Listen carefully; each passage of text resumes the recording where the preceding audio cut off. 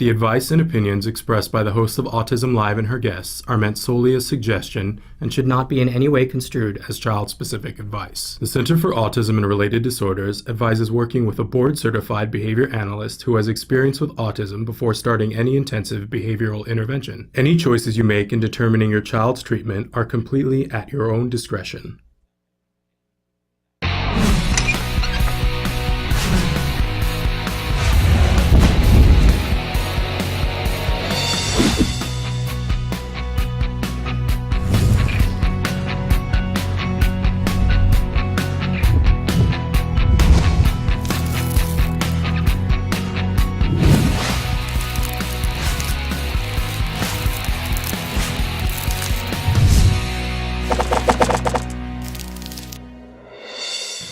Good morning and welcome to Autism Live. I'm Shannon Penrod and we're webcasting to you live from the Center for Autism and Related Disorders headquarters in Tarzana, California. It is June 6th, 2012. So excited to be here. We weren't here yesterday, as I mentioned. It was my son's 19th. Boy, am I jumping ahead. It was his 9th birthday. I am the mother of a 9-year-old. I just can't even believe that. But it's a thrill, and it was so interesting. I mentioned the other day how important it is to all of us to celebrate the milestones, whatever they are. And they're different for all of us. But when I think about the fact that when my son was 2.5, he was diagnosed with autism, and I remember very distinctly his 3rd birthday, feeling like we were on a gushy planet that had been turned upside down. I didn't know what was going to happen. We had not yet been able to start our ABA services. We were on the waiting list still. 2 weeks after his 3rd birthday, we were able to start services with the Center for Autism and Related Disorders, and right here at this headquarters. And then the world slowly started to tilt back to the right place. And here we are, 9th birthday, and I got to tell you, it was amazing to see my son move through his 9th birthday and to compare that to what I felt like was happening at his 3rd birthday. You guys, I just have to say, it was nothing short of miraculous that we got him ready for school. He was so excited about the fact that it was his birthday, went off to school. It was camping day at school, and there were tents. They moved all the, because it's the end of the year, you know how that is. They moved all the desks back. And by the way, my son isn't fully included in a 3rd grade class, and they had all these tents set up in the classroom, and they were having all these different activities. We came in, my son, as many of you who watch the show know, has huge dietary restrictions, which are particular to him, and he doesn't, he can't eat the things that the typical kids tend to be eating, and especially for birthdays. Always before, we've handed out cupcakes that are not things that he can eat, and we've handed them out in the classroom. But since it was camping day, I said to him, hey, would you rather do cupcakes or would you rather do watermelon, which he can eat? And he was very excited about that. The teacher was excited about that. So my husband and I showed up with 2 watermelons, organic, and sliced them up, and so the kids got to all sit around the fake campfire that was quite precious, I have to tell you. And he was just so proud and talking to his friends and having fun. They dismissed to lunch. He had to leave lunch early to go to his choir practice, and his friends were saying, Jem, come on, we're going to choir. And then, came home, was so excited, answered the door as each one of his friends came, was like, hi, guys, come in the backyard, see what we're doing. Because we had a little bit of a party, and was so thrilled and took turns and was sharing with his friends and having conversations about things. Just amazing. And if somebody could have sat me down on his 3rd birthday and said, this is where you're at, I would have wept tears of joy and hugged whoever that was and said, do you promise me? And of course, nobody can promise that, right? And it was a lot of hard work, but we got to this 9th birthday in this wonderful, wonderful place. So I'm always here to share with you hope and to tell you about what's possible. My child is not exceptional in terms of how well he has done with ABA. I have to be honest with you. There are kids who do even better than my child and a lot quicker. And there are kids who don't get as far as well. But the great thing about ABA is that our kids make progress wherever they are on the spectrum. They all make progress, all of them, if they get the right amount over the right period of time. So we're going to be with you live for the next 3 hours with a very exciting show. We're going to be talking about a lot of stuff, and a lot of it is going to have to do with ABA. And there's a really good reason for that, because we know it's the only scientifically proven effective treatment for autism. And I'm here to talk about it with you and bring experts in to talk with you about it, because it's a huge subject in my life, because it's how we got our child back. My husband and I are completely overwhelmed with gratitude for the fact that we have this little boy who is amazing. We sat there last night after everything was over, and he'd opened all of his presents, and he was so excited. And he said, you know, this was the best birthday ever. And I said, well, why? What was so great about it? And he talked about so many different things. This is a child who still, by the way, struggles. If you ask him, you know, what's your favorite thing about something? He has a really hard time figuring that out, because it's too many things to choose from. But I said to him, you know, what was the best thing about today? And he had so many different things to talk about. But one of the top ones was that he got to spend time with his friends and his family. Right? And this was from the little boy that I didn't know if he was ever going to say, I love you, Mom. And he said that many times yesterday when he saw his cake that I was making for him, which we'll talk about later. He hugged me and said, oh, Mom, I love you that you did that for me. Right? And I didn't know if he was going to be able to do that at 3. So I'm having mic issues here. But in any case, we are going to talk about all the things. All right. Yeah, I know. They're making fun of me here because I'm all but disrobing. While I'm crying and telling you about all this, and my makeup has run into my back teeth. Okay. But we are going to talk about how we can all be the most effective and most efficient team members on our children's teams. I don't know what. Okay. Because that's what's important to all of us, I think. I want to remind all of you that I am not an expert on ABA. I am not an expert in behavior. I'm not an expert in autism. I like to think I'm an expert in my own kid, but he changes on a daily basis, and then I have to catch up. There's quite a learning curve to him. So I know, though, that if you're watching this show, that you're a parent or a teacher or a practitioner who has someone in your life, maybe you're a grandparent or an aunt or a cousin, but you have somebody in your life that you deeply care about that's on the autism spectrum, and that you want to be able to help to reach their full potential. That's what we're here for. Everything that we talk about here is meant to be part of a conversation. We look forward to your input to tell us what you know, because I know you know a lot. And you have stuff that I want to know, and not only that, the audience all around the world wants to know what you know. So please write in and tell us your questions, your suggestions, your comments, whatever's on your mind. The thing, it may be that you say, I don't even know what question to ask, because I know I've been on that page a lot on this journey through autism, but we hope that you'll participate in the conversation.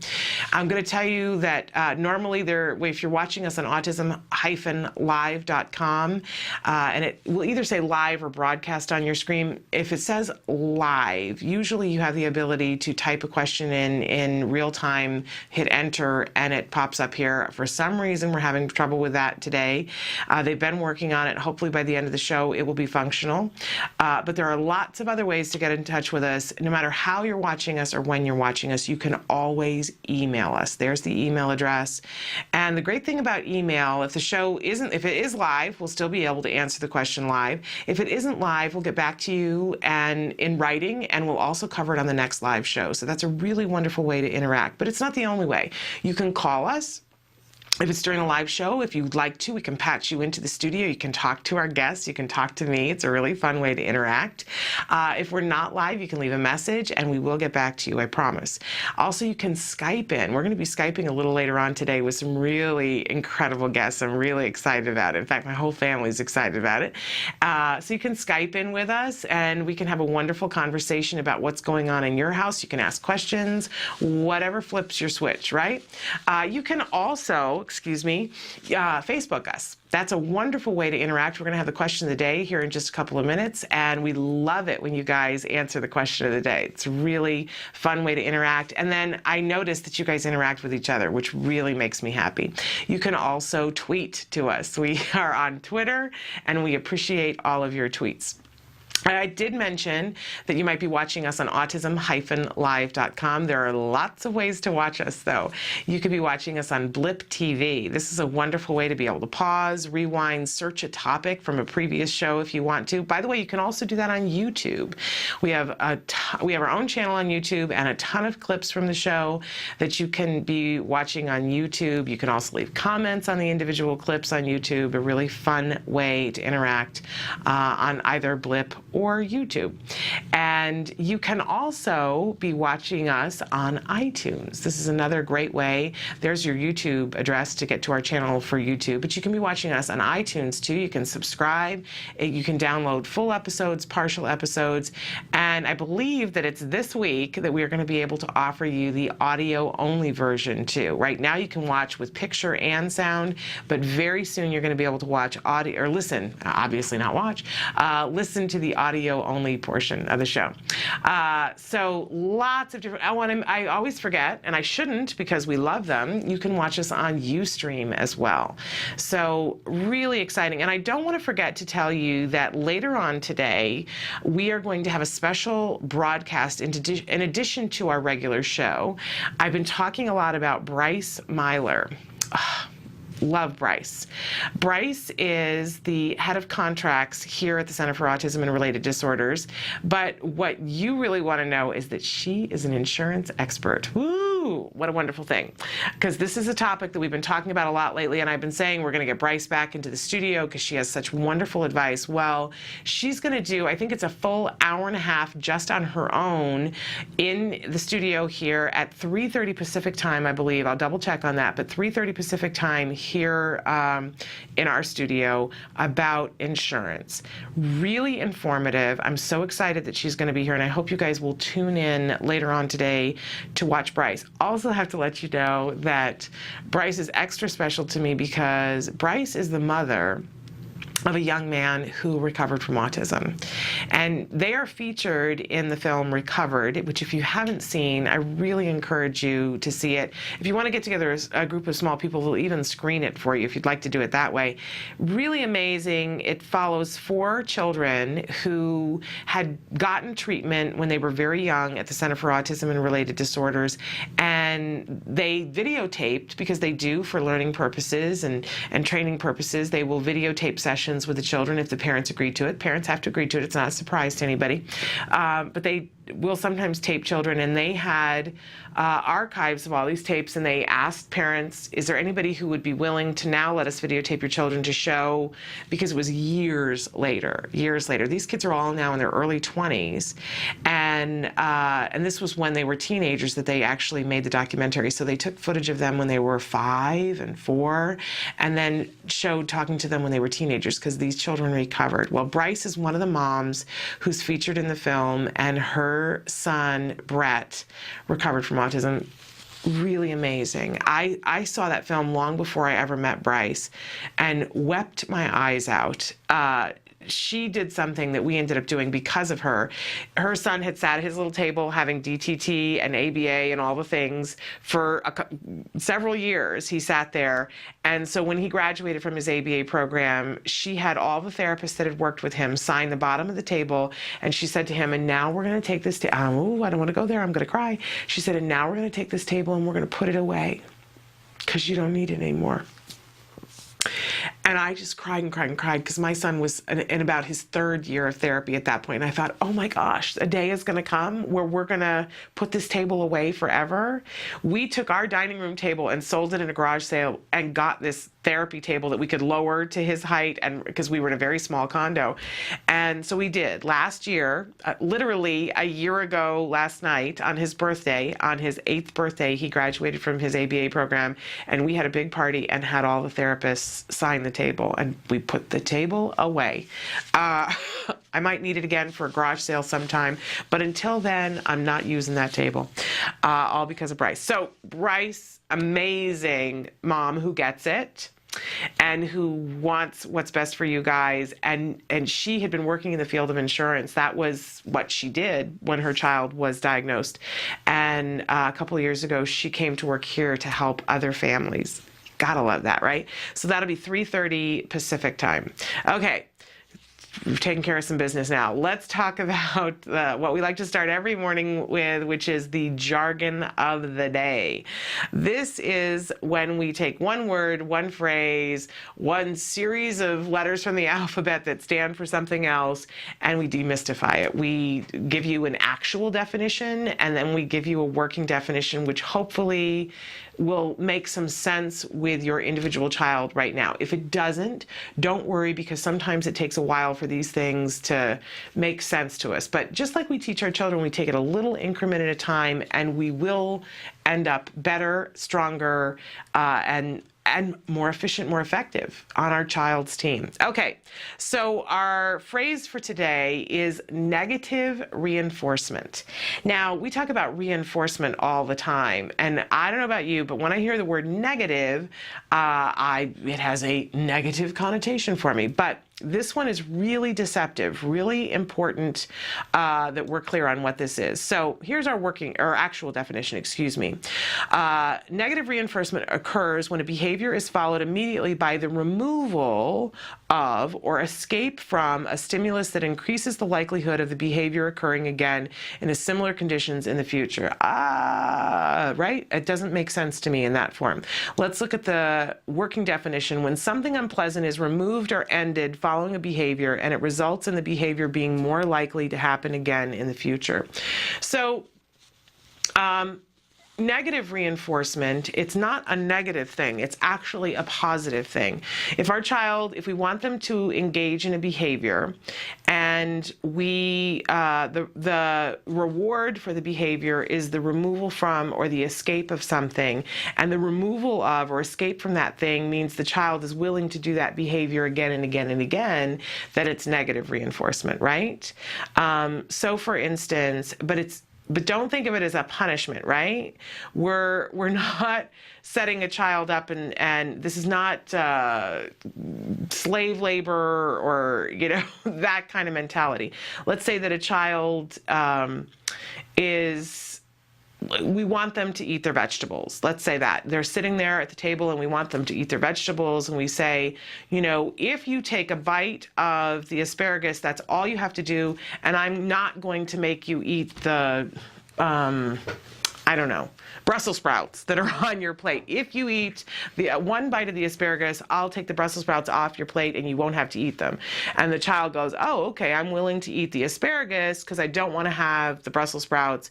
And they eat the asparagus, and we take the Brussels sprouts away. Now, if taking the Brussels sprouts away makes them more likely to eat the asparagus, then it is a negative reinforcer, because we took it away and it made them more willing to eat more asparagus. Because we're going to pick and choose our battles, right? And sometimes taking something away and saying, you don't have to do this, or you don't have to be exposed to this, or we can, we'll leave if you just do this, that is a negative reinforcer. We're not using it as a punishment ever. It's not meant to be a punishment, but removing something, taking it away, or escaping from it becomes the thing that's reinforcing. Remember again that a reinforcer is something that makes the behavior more likely to occur. And there are times when we're able to use negative reinforcement in a way that's really, really powerful. That, perhaps you're one of those smart people that puts way too many vegetables on the plate, that your child in all likelihood is not going to eat those vegetables, but you're saying, okay, well, if you'll eat the asparagus, then you don't have to eat the Brussels sprouts. Well, all you really wanted was for them to eat the asparagus. And you're also knowing that the research shows that if we present foods over and over and over again, it's more likely that the child will eat them. So you put the Brussels sprouts on the plate, knowing they're not going to eat them, right? But you're using those as negative reinforcer. If you eat the asparagus, we take the Brussels sprouts away. But research shows that if you keep doing that with the Brussels sprouts, that around the 20th time, your child will actually eat the Brussels sprouts. Ooh, isn't that a good thing to know? Lots of different ways that we can use negative reinforcement, but if you hear somebody talking about that, just understand that it's not a punishment at all. It just means removing something. And if it makes the behavior more likely to happen, then it's actually reinforcing. All right, it's time for our question of the day. The question of the day is always meant to get you thinking, get you to participate. I'm really interested to know. I had a lot of people asking me this week, okay, so what kind, what does your child want? And I have to say, at 9, it's a little difficult, especially if you don't want everything to be video games for a boy. It's a little difficult. Like, what are they into? So I'm terribly interested to know, what's your child's favorite toy? Let's, we talk about this around the holidays, but we're about halfway through the year here. Let's talk about what your child's favorite toy is. Right now, my son's favorite toy is a game called Little Big Planet, and his little sack boy is his favorite thing. I don't completely get it. I don't pretend to get it, but it's very exciting to him. And I watched him play with his 4-year-old cousin the other day, and he was showing her. It was very interesting because a 9-year-old boy and a 4-year-old girl playing this video game, and you would think, what could they possibly find interesting, both of them, and literally reinforcing. And there were different aspects for my son because he can build all these things in the game. And for her, she got to customize her sack girl, I guess, and dress it however she wanted. She had such a good time doing that. It was like a paper doll on a video game for her. So they had quite the little party doing that. But what is your child's favorite toy? And it may be something bizarre. When my son was 3, his favorite thing to play with was our vacuum cleaner. He wanted to take it apart and put it back together over and over and over again. Well, that was the state of how things were. If I gave him a vacuum cleaner now, he would think that I had lost my mind entirely. But what is currently your child's favorite toy? I think it would be interesting for all of us to know. Okay, we also always have a topic of the day. The topic of the day this week, and it's one of my favorite ones. I know it feels like a cop-out for some of you, but ABA for beginners, going back to the beginning, talking about it in a very clear way about how we do this, because it's so important, you guys, that we all get educated in ABA, not just for our kids on the spectrum. I have to tell you, ABA was not invented for children on the spectrum, but what was discovered in the late 80s, was that it's very effective for our kids on the spectrum. But I always like to remind myself and to remind you that this is good stuff for all of us, because we're all engaged in behavior, and you know that there are people in your life that are engaged in behavior that could easily make you crazy, right? And being able to understand behavior and being able to look at things and realize that when people are doing stuff, it's just behavior. I was talking to one of my cousins last night who was there for my son's birthday, and she was talking about having just read Temple Grandin's book, As I See It, which I have not yet read, and she was saying, oh, you have to read it. And she said, before I read that book, I looked at some of the behaviors that we've seen with autism in Jem and in other people, and she said, I really didn't understand it, and it seemed like such a foreign thing to me. And she said, after I've read this book, I now understand it. It's behavior, and there's a reason for this behavior. And she said, that's such an exciting thing for me to know. And I thought, wow, that's really interesting, because that's what I came to understand in ABA, that people's actions, it's behavior. There's a reason for it. It's not random, which is very comforting to me, that it's not as chaotic as it looks sometimes, that it has a purpose, and that once we know that, we actually have a ticket to change not just the behavior, but all of our lives. How exciting is that? So we're going to talk about ABA today, and we're going to put it through the filter of ABA for beginners. And our schedule today, we're going to have a play tip coming up in just a few minutes. We also are going to be joined during the 10 o'clock hour by Evelyn Gould. I believe that she's going to be talking to us more about ACT, Acceptance Commitment Therapy, which I'm really excited about. Both she and I were at a conference, not this last week, but the week before, Memorial Weekend. And I know she attended a workshop about acceptance commitment therapy, which she was really excited about. So I'm hoping that we're going to get a chance to talk about that. And then at 11 o'clock, Let's Talk Autism with Shannon and Nancy. My co-host for that hour, Nancy Allspot Jackson, is going to be here. what an incredible woman she is. She is the executive director of Autism Care and Treatment today. She's going to be with us, and we're going to have special guests. This has been in the works for quite a while. We're really thrilled. We're going to have Monica Holloway, and I brought my personal copy, which is a little careworn, of Cowyboy and Wills. She's the author of this wonderful book that we're going to be talking about with her. But also, we're going to be joined by her husband, Michael Price, who is one of the writers on The Simpsons and also writes for Star Wars: The Clone Wars. So I know my child is very excited about that. And my husband was excited about both of them and made a point of saying to me, make sure that you tell Monica Holloway how much I love this book. So if you're looking for something to get a male person, I mean, I loved this book personally. It's a mom's story about her son and his dog. It's a tearjerker. I'm just going to warn you, it's a 5 hanky alarm on this. I'm not kidding around about that. But true story of her son, Wills, and his dog, Cowboy. And it's funny, though. This book, you will laugh, you will cry. It's better than Cats.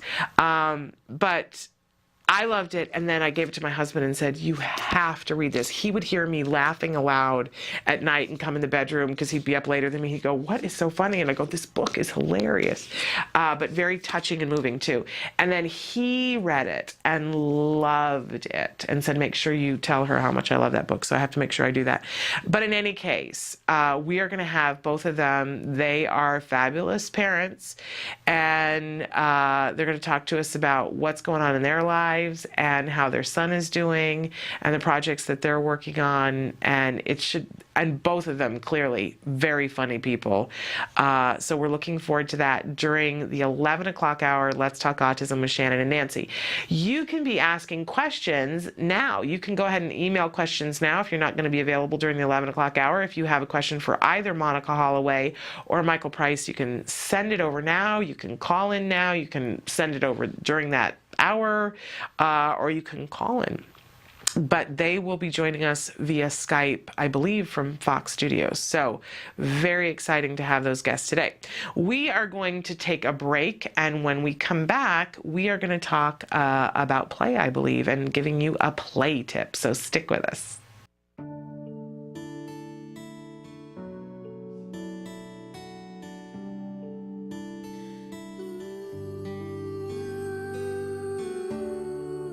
I am grateful for Autism Speaks because they allow families like me to have hope. They're working towards having these children live better lives. There's a space for you. Yeah, there's a world for you, and there's a community that is behind you. And one that has really been able to be the singular voice for people who are involved with and who care about autism. I do have autism, but I don't let that become a disability for me. Autism Speaks is going to continue to help those who need it, and just look at all the stuff they've done so far and you will be impressed. 3, 2, 1.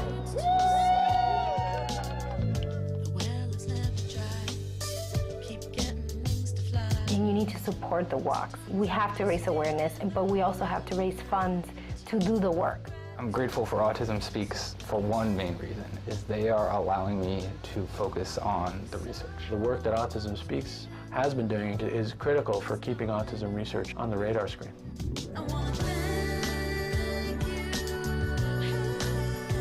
We proclaimed 2 April as the World Autism Awareness Day. I'm very proud of the UN and thankful Autism Speaks.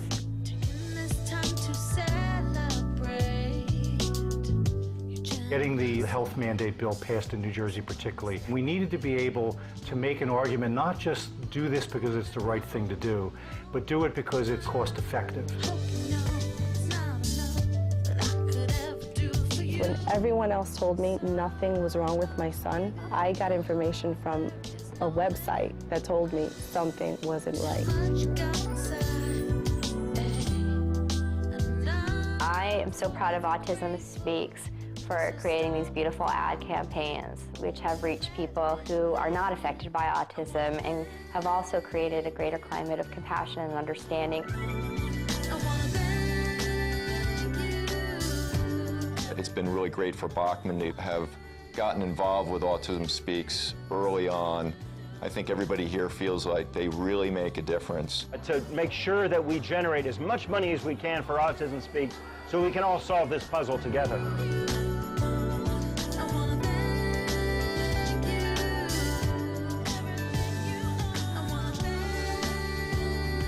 There's no way we could have come this far without our families, without our supporters to date, but there's so much farther we have to go. And everybody's invited to join this cause. We need all the help we can get to make the difference we know we can make.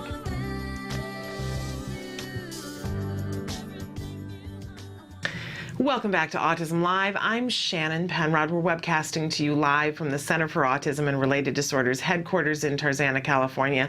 Want to remind you of a couple of really important things. 10 o'clock today, Evelyn Gould. 11 o'clock today, Let's Talk Autism with Shannon and Nancy. Our special guest, Monica Holloway, author of Cowyboy and Wills. You got to read this great book.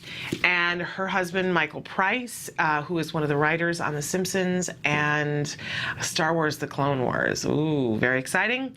And then at 3:30 today, Pacific Time, Bryce Myler is going to be giving a special presentation about insurance reform, and what you need to know if you are starting to get insurance to get yourself ready. It's really going to be spectacular. Don't want you to miss that. You can just tune in here at autism-live.com and catch that. Bryce is the best of the best and the mom of a child who recovered from autism, so she gets it, which is a wonderful, wonderful, and she's funny. Oh my gosh, that woman is funny. So lots of funny people that we're going to have in here today. And again, 11 o'clock, Nancy Alsbaugh-Jackson joins me for Let's Talk Autism with Shannon and Nancy. She's pretty funny too.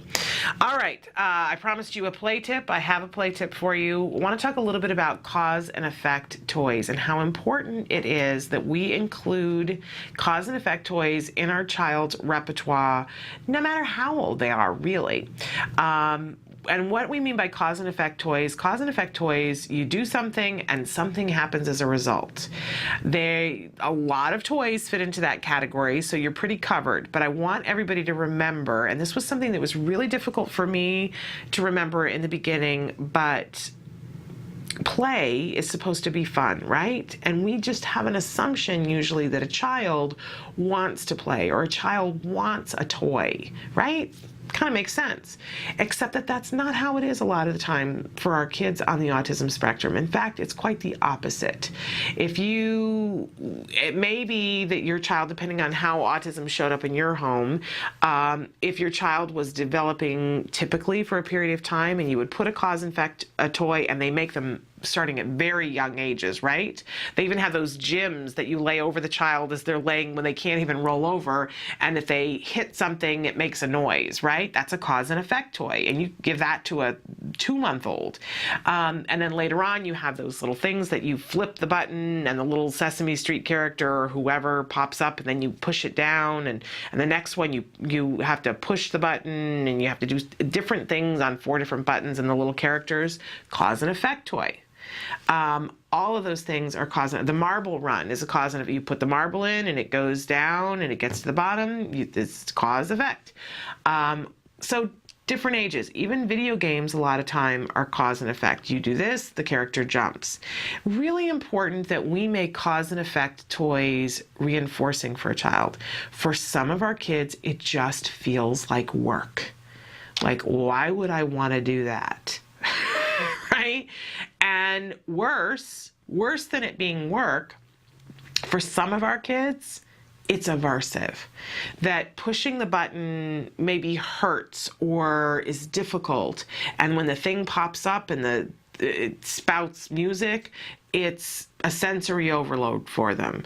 So we have to be sensitive to that, first of all. We have to take our kids wherever they are and just look at it and say, I know it's hard. I know it's an emotional thing, because your expectation is your child's going to want to play with these fun things that all the other kids want to play with. But we have to set that aside and just say, where is my child in terms of this? Stop and consider, first of all, does your child play with toys, and are any of them cause and effect toys, and do they like it? Because if they don't, it's not the end of the world, because we can fix that. We can make those cause and effect toys reinforcing by adding other things to it. We absolutely can do that. So if your child really loves Polly Pocket toys, I'm just picking something out of the air, and they're really into Polly Pocket, and there isn't much I'm sure that there are things that are Polly Pocket that are cause and effect. I can think of one thing already, but let's say they really are into Polly Pocket. You can take Polly Pocket and make them cause and effect. And you can pair Polly Pocket with toys that are already cause and effect. So if Polly Pocket is the thing that's really reinforcing, we get out the marble run that's all in Polly Pocket colors, right? And we say, set up the marble run, and when you do, I'm going to give you Polly Pocket. And you're going to be able to take Polly Pocket's horse and go down the marble run, which if that's reinforcing to the child, they're going to want to set up the marble run, right? And then they take Polly Pocket and you make it really fun, and you go, yay, Polly Pocket went down the marble run. And you keep doing that. And what you do is create an environment in which maybe one time you say, okay, well, now we're going to make the marble go down, and then we're going to make Polly Pocket go down. So you make the marble go down, whoa, so much fun, tickle, tickle, tickle. The child's having a good time. Then they put Polly Pocket down. Maybe then it's every 2 times Polly Pocket goes down. But what you'll find is eventually the marble run, if we've made it pleasant enough and we tickled afterwards or whatever was reinforcing to the child, eventually the child enjoys the marble run. We need to just know that part of this journey is that we're going to teach them about all the things that there are in the world to enjoy. It's not going to just come. It's going to take time, and it's going to take patience. But if we take that time and if we take that patience, they will eventually find that other toy reinforcing. I know some of you have written in and said, you know, your child is not affectionate. And others, of course, have written in and said your child is overly affectionate, right? And then if you have a happy medium, bless you. That's a wonderful thing to have. But for those of you who your child doesn't find affection reinforcing, know that you can do this as well with that you can, if you pair something that is reinforcing with something that isn't reinforcing, you can make that first thing more reinforcing. And sometimes then it becomes the reinforcer, which is very exciting when that happens. Really important, though, that we get cause and effect toys be reinforcing, because stop and think about all the connections in the brain that get made if we teach a child that if you do something and there's an effect to it, it's pleasant. Because computers are completely cause and effect, right? A lot of school is cause and effect. We want to build in this thing that you're going to do something, you're going to perform some sort of action, and then there's going to be a result to it, right? Because the whole world is built on that. It's the same thing for us as we're doing ABA. I'm really thinking about this as I'm talking about it. But we also are going to realize that in some respects, this really applies to ABA, because we're going to do something and it's going to have an effect, and we want it to be reinforcing for us. So take the time to make cause and effect toys really reinforcing for your child. They will do better in school, they'll do better socially, they'll learn better. And not only that, they'll be lifelong enjoyers of all kinds of things, whether it's a marble run. And by the way, let this grow with the child. You can start with things that maybe are not age appropriate, but they're skill appropriate for your child, but you can build up to the point where you're dealing with age appropriate. My child's 9 now, and most of the cause effect toys are, in fact, video games. However, this morning when he got up, we opened presents late last night, and then he kind of went off to bed, had no time to play with anything, really the ultimate in cruelty on my part. But it was very interesting this morning. He got up before anybody else did, and I thought for sure, it's a school morning, I thought for sure he's going to be downstairs playing a video game, which is not allowed, by the way. But I went downstairs and he had opened, somebody had given him an Angry Birds game that is all the wood blocks with the birds so that you can throw, it has a slingshot that you throw the bird at it and an actual cause and effect, right? But not a video game, very appropriate for somebody his age. It was the winner of the day. He was up at 6 o'clock this morning playing with it in the living room. And there you have it, very age appropriate. Okay, so cause and effect toys, really important. Don't assume that they're reinforcing, but make them reinforcing. We're going to take a break, and when we come back, we're going to talk about a team building tip, in particular overlaps, so stick with us.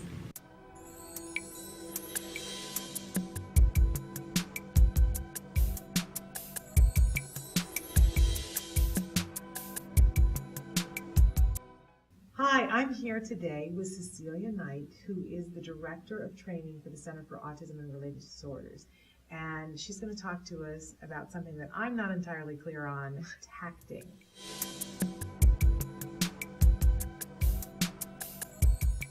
Tacting is when you make a comment on the environment, and then another person may reinforce that with non-specific reinforcement. Can you explain to me what the difference between a tacting program is and an expressive labeling program?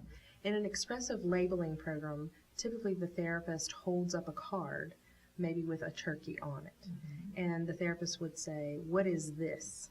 referencing the picture, and the child would respond, "Turkey." The child is labeling the item. With a tact, it's a comment on the environment.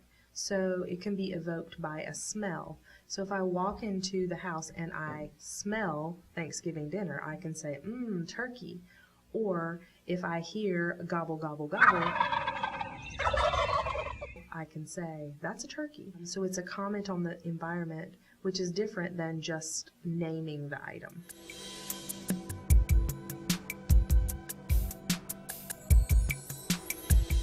How do you get a child to comment on the environment? That's got to be hard. It is. We use different prompts. Most of the time we use vocal prompts. For example, we may look through a book and point to the picture of an item and say, "Oh, look, it's Nemo." Say, "Nemo," and then reinforce the child for responding. Or we may say, "What do you see?" Say, "Nemo." And then eventually we would want to fade our point away. So I may say, "Look, Nemo," and then the child is referencing that and then also saying, "That's right, I see Nemo." And then later fading completely away so the picture of Nemo itself evokes the comment. If we're working on something auditory, maybe we have a cow on the table and we play the environmental sound in front of them, maybe give them a vocal prompt to say, "It's a cow," and the child may say, "It's a cow." And then we might fade the visual of the cow and they just hear the sound. And we prompt them by saying, say, "It's a cow," or "I hear a cow," and then eventually fade until the sound itself evokes the comment. The goal is to get towards spontaneous tacting, where the child can walk around and comment on the novel things in the environment that he hears or sees. And so that's a great way to sort of bridge to that point. Tacting is really important to get to higher level lessons of interverbal behavior. Commenting on things that are private events, or commenting on things that I can't see that you're feeling, like your stomach hurts. But it's important to have those tacts in place so you can get to those later programs. Welcome back to Autism Live. I'm Shannon Penrod, and it's time for, we do a weekly tip about team building and how we can be successful in doing that. I know that many of you are in different circumstances with ABA. Some of you have an ABA provider that is close by, that's helping you to design your program. You're having therapists show up at your door. Woohoo, that's a wonderful, wonderful thing. You are more than likely having something called overlaps, which is really essential and important to having success in your team building. If you're not having overlaps, I would talk to your ABA provider about how often you should be having an overlap. I'll explain what an overlap is in a second. For some of you, though, you are not close enough to an ABA provider, so you're doing something like the card workshop model where you're having someone come to your area for a period of time, you're staffing your own team, having that person train your team, you're working with them periodically, but you're really staffing your team yourself. And then others of you are using skills and CARDI learning, creating your own team from scratch, maybe with minimal help from a BCBA, but really trying to do this on your own. And I have respect for, no matter which way you're doing that, I totally respect you, because none of it's easy, right? It's all doable ultimately, but none of it's easy, and it takes a lot of forethought and planning. No matter which way you do it, you really have to be high-level scheduler, planner, carry things out, right? Really hard when you've got everything else in the world to deal with. But we need to talk a little bit about overlapping and why it's important. When you are and this is, we had somebody talking, Ashley Colas was in talking about babysitting and how we can be successful at babysitting, and she was saying overlapping important there. Overlapping is when you have somebody who is there working with a child and somebody else in addition, so that you can be working on something that either takes two hands, or you can be helping to train somebody, watching somebody new who's working to give them pointers afterwards. Really important that we make time in the schedule and in the budget, whatever it is, for some overlaps. If you're the parent and you're running the team, it may be that you're saying that you're going to be doing the overlapping. So the person who's working with the child comes, and the first couple of times that they're working with a child, you're right there with them. In fact, you might be showing, they might be sitting there in the passive position, you're working on things with your child so that they get an opportunity to see you work with a child, and then you might tag team in and say, okay, you try it. Maybe not the first time, maybe the second time or the third time, but that there is always an opportunity for them to watch you or somebody who's a little bit more knowledgeable than them, and then you get the opportunity to watch them. It's a really effective way of, it's not the only way to train, right? I really recommend that you do CARDI learning and have them, they can do that at home and show up and already be ahead of the game. But at some point, you got to take it to the actual in vivo, as they say, the actual circumstance. And because all children are different, you don't want to just turn somebody over to watch your child and throw them in the deep end of the pool, right? That's not good for them. It's not going to build the team in a way that the person is going to find it reinforcing and want to stick around. It's not going to be good for your child. People are going to make mistakes. You're going to make mistakes. And the people on your team are going to make mistakes. But let's minimize them, right? We always know that mistakes are going to happen, and it's not the end of the world. But let's minimize them, because we want to be the most effective, the most efficient, right? And I always like to say, my child is not a guinea pig. You know, I sometimes make mistakes working on him, but I don't want to set him up in a circumstance where he's just a test tube thing and we're going to see, oh, you know, does this work? It's the reason why we wanted to do ABA, because we know that it's been scientifically shown to be effective. We're not wasting our time with something that we don't know whether it works or not. So giving your child that gift of having somebody who is as prepared as possible, really wonderful thing to do for your child, really wonderful thing to do for you so that you're not as nervous about it, but really, really ultimately the most helpful to the therapist, who is going to feel like, okay, I know what it is that I'm doing. So they're going to be more successful, and ultimately they're going to stay longer. Really interesting, and everybody does overlaps slightly differently, but because I've had many overlaps in my house over the years. Whenever there were new therapists who were training, they would have their training, and then they would come out and do overlaps. And the first couple of times they would just watch a more senior therapist working with my child, and eventually, slowly, depending on the person's abilities, they would let the new therapist do something, and they would talk to them about it and tweak it. Always constructive criticism. Nobody is being barked barked at, especially in front of the child. And in general, unless the child is in danger, we're not interrupting somebody in the middle and saying you're doing that wrong, because we want to make sure that we're building rapport between this new therapist and the child and not setting up this new therapist to look like somebody who doesn't know what they're doing. Because our kids understand that, and they say, oh, somebody new, they're not doing it right, I can get away with more. And then the minute that the therapist, the senior therapist is gone, we will see behaviors creep in that we don't want. It makes it harder for our child, makes it harder for the new therapist. So not criticizing in the moment unless something's happening that's really to the detriment of the child, in which case, of course, we're going to interrupt, right? But most of the time, making that a separate moment to the side afterwards. But build it into the schedule.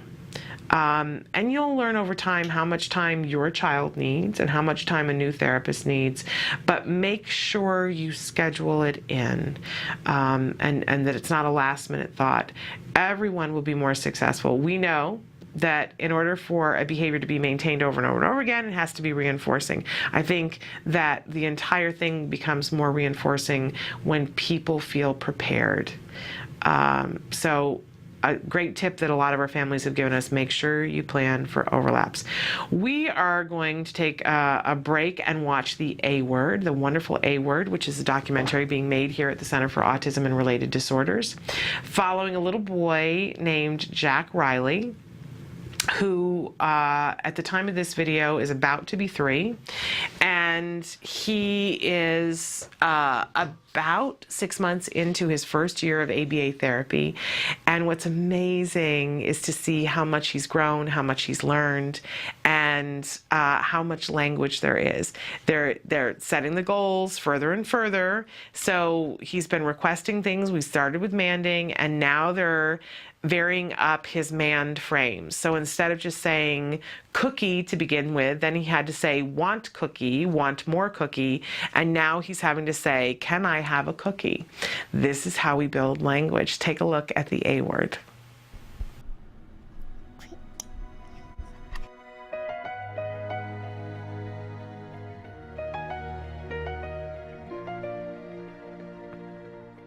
Every month, Jack Riley's case supervisor, therapists, and parents meet to check in with one another. During clinic, they determine what skills have been mastered and what new lessons should be added. Put the line under the truck.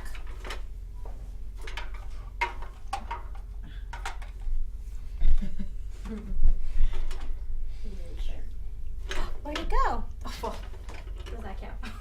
Under. Oh no! What sound does a lion make? Roar. Roar. Can you put the lion in front of the truck?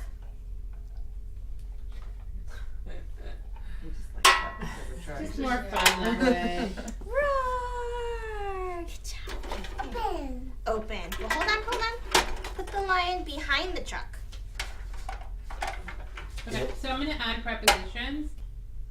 Use reference objects that has all the obvious sides, and make sure that the objects that you're using, like the reference object or the target object that has to manipulate, is not something that's too fun, because then you want him to start playing with it. So just sort of keep it neutral items. In the lesson prepositions, they first start with on top, since Jack Riley can clearly see what's being referenced. Once he understands that preposition, they'll include more complex ones, such as underneath or behind. The reason those are complex is that the child cannot see what is being referenced. Do you know how many Tonka trucks your dad had? You didn't save them for him? No. About the time I was 40, I didn't think I was going to have any kids.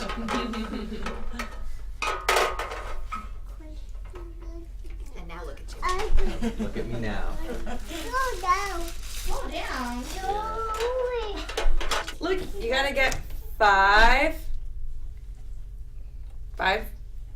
Good. And you can go play, okay?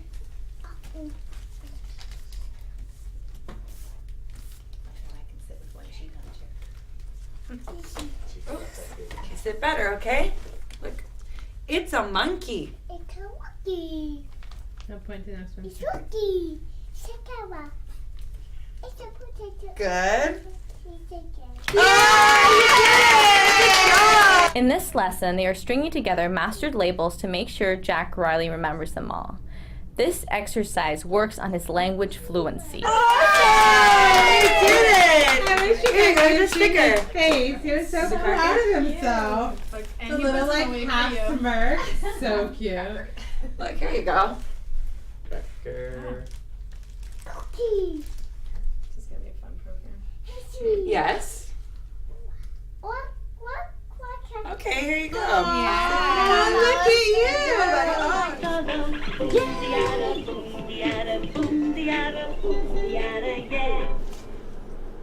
Say, can I see you talking? Can you say, can I have the guitar? Sure. There you go. Turn it on. Alright. What guitar? Say, can I? Guitar. Sure. Here you go. Yay. See you soon. Do you want more? Purple iPhone. You want the purple iPhone? Alright, we can work with that too. That's a bit. What? That's a bit. Oh, it is an elephant. What color is it? Pink. So it's a. Oh, bless you. Say it's a pink elephant. A pink elephant. There you go. It is a pink elephant. It was only 9 weeks ago when we first saw Jack Riley independently tagged with joint attention, and in that time he's become a lot more vocal. Jack Riley is needing less prompting to speak, and his speech isn't only reserved for manding, but is becoming more and more social. He wants to engage others in his experience instead of using people only as tools to receive objects that he wants. What do you? Why iPhone? Can iPhone? Okay, say can I have? iPhone. Okay, you say. Can I have iPhone? Say can I have? iPhone. Say can I have? iPhone. Say have. Can I iPhone? Good trying, buddy. That's a good try. Here you go. Kind of all slurred there. It's okay. So that's a new target we have in Mans. We're trying to expand his frames of asking for things because he's so good about saying I want and give me. So we want him to start asking in different ways. So Sabrina wanted us to start teaching him can I have, and then we'll expand to may I have. As you saw in clinic, she wants us to work on fluency too, and he's getting a lot better with the it's a item. I don't know if you remember like footage from like months ago when we were doing labels and all he wanted to say was the object, like he didn't want to say it's at all. What is it?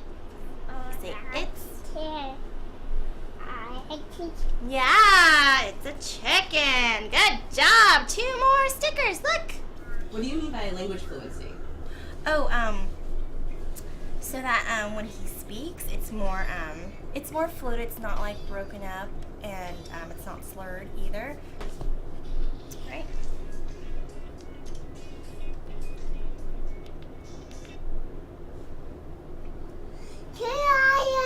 Yay! There you go, buddy. Very good. That was very good. He picked it up really fast. Still slurred, but nonetheless, still pretty good. But I guess as you can see, like through your footage, like he picks up things in like a couple trials, and he already knows it.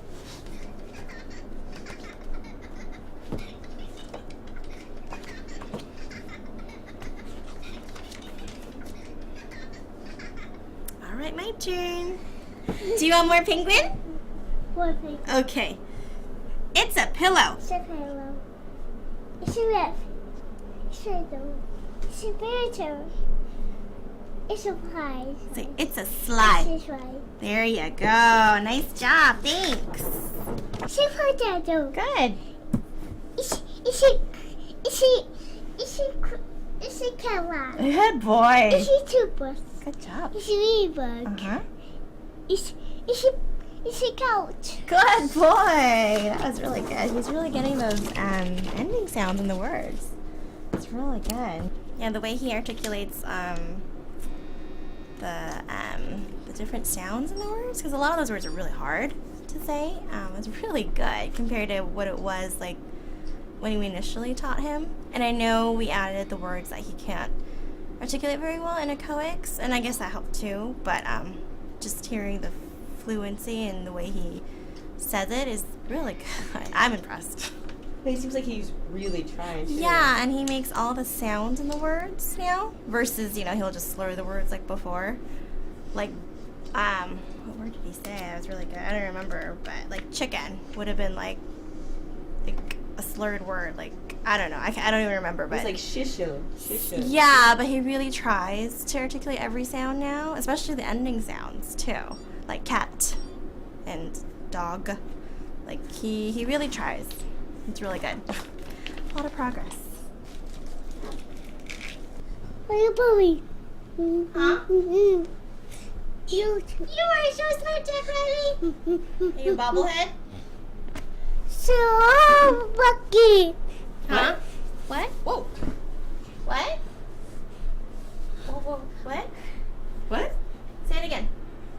Were you saying something? What?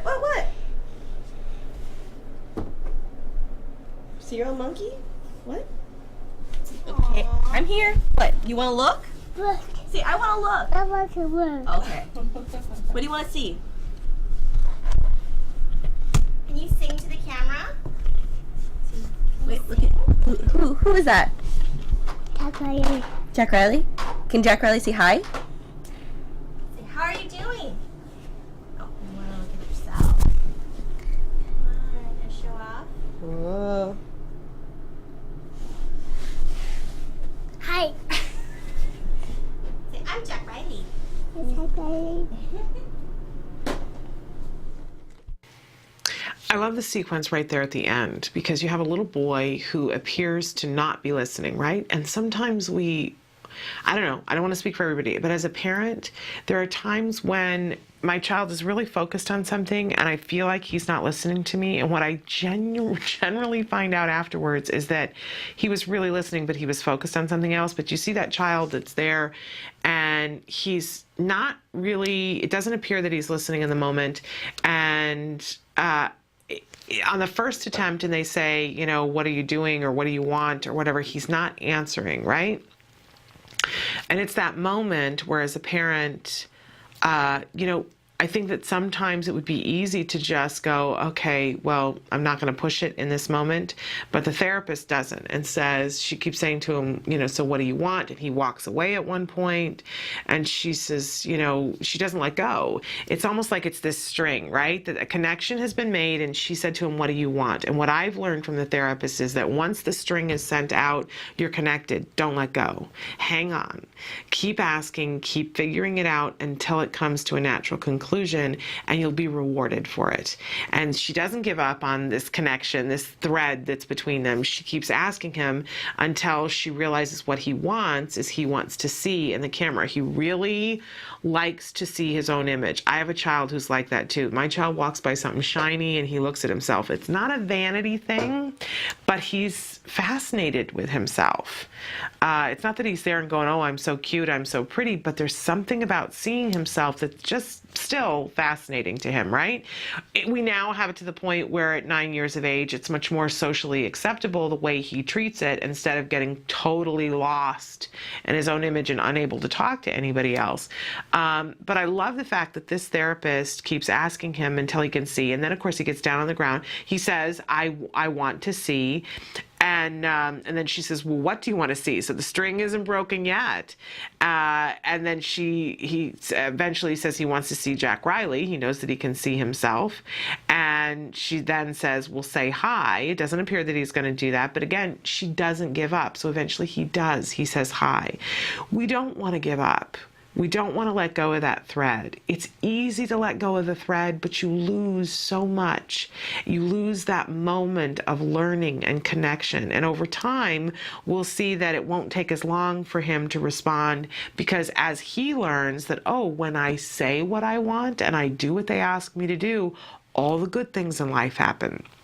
So we've already seen now with language, they were working on that fluency of getting him to go down the list and label things. Well, he couldn't have done that a couple of months before.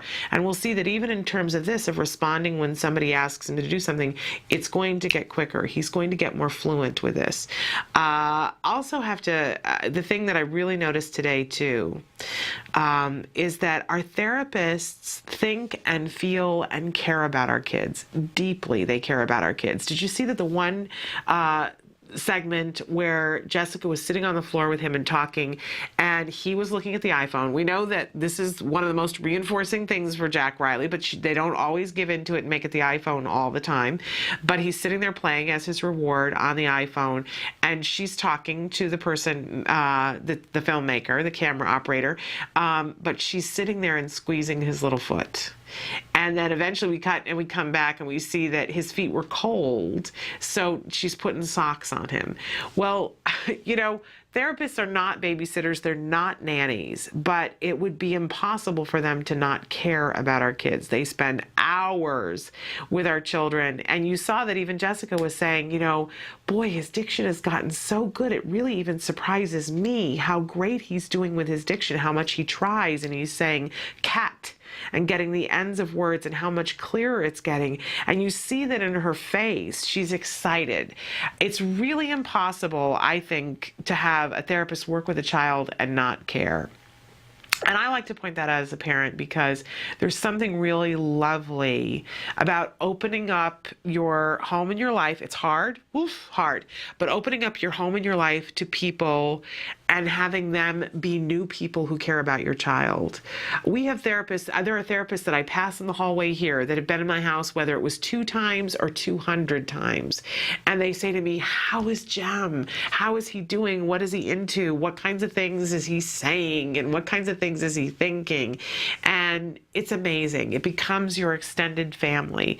And I have to tell you, quite honestly, I would not have chosen it. If somebody had said, oh, well, you know, we're going to have all these people come in and work with your child, I would have been, I'm a very private person. I don't like to have a lot of people in my house, people that I don't know working with my child, right? But they become a part of your family.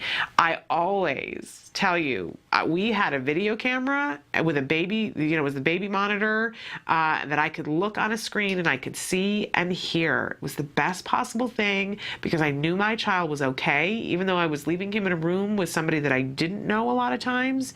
I had that monitor so I could be watching and listening, and I learned from that. I learned what my child was learning, but I also knew for sure that he was okay. Invaluable. Can't put a price tag on that.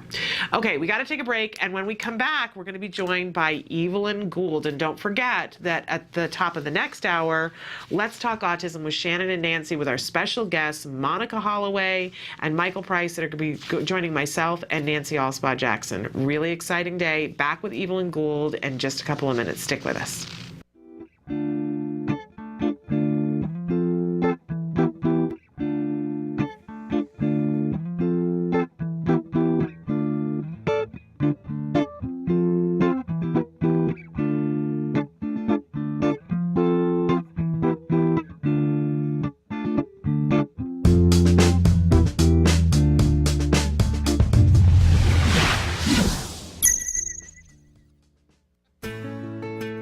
Skills is a revolutionary web-based program that incorporates comprehensive assessment, curriculum design, progress tracking, and treatment evaluation for children with autism all in one place. Developed by the Center for Autism and Related Disorders. Our approach is based on over 40 years of research on the principles of learning and their application to improving the lives of children with autism. How does Skills work? Created with speed and simplicity in mind, Skills was modeled on an easy 3-step process. Step 1. Start assessment.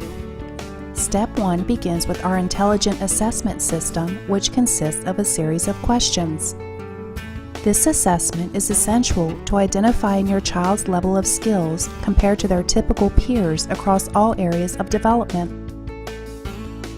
This includes assessing social, motor, language, adaptive, play, cognition, executive functions, and academic skills.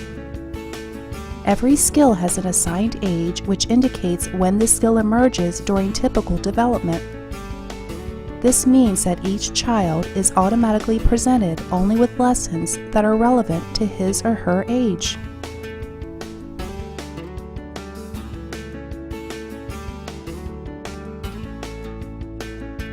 Step 2.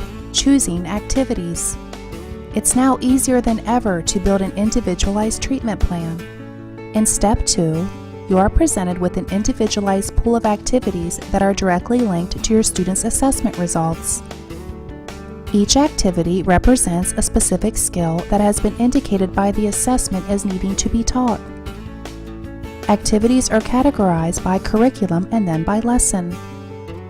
There are 3 main types of skills: building blocks, fundamental, and expansion skills. Fundamental skills are necessary for successful everyday functioning. Building blocks are prerequisites to a fundamental skill.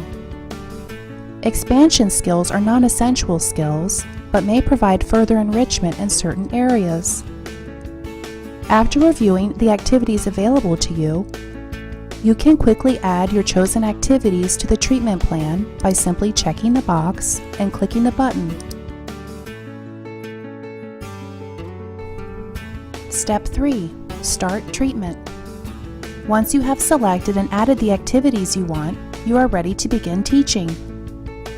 Skills provide you with all the tools necessary to design and manage an effective curriculum plan, such as printable activity guides that are customizable by the teacher, supplemental teaching aids including printable data sheets, teaching guides, visual aids, worksheets, and tracking forms, detailed IEP goals and benchmarks for each activity, brief and visually appealing video tutorials, a variety of treatment progress and clinical timeline charts, and lots more.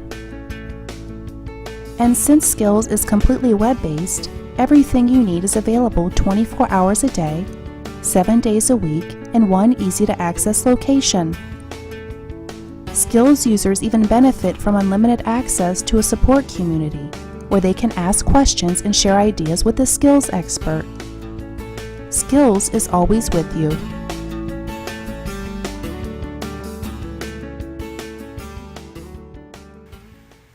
Welcome back to Autism Live. I'm Shannon Penrod. It's Wednesdays at 10 o'clock, so we're thrilled to be joined yet again by Evelyn Gould. She's a BCBA here at the Center for Autism and Related Disorders. And thank you so much for being here.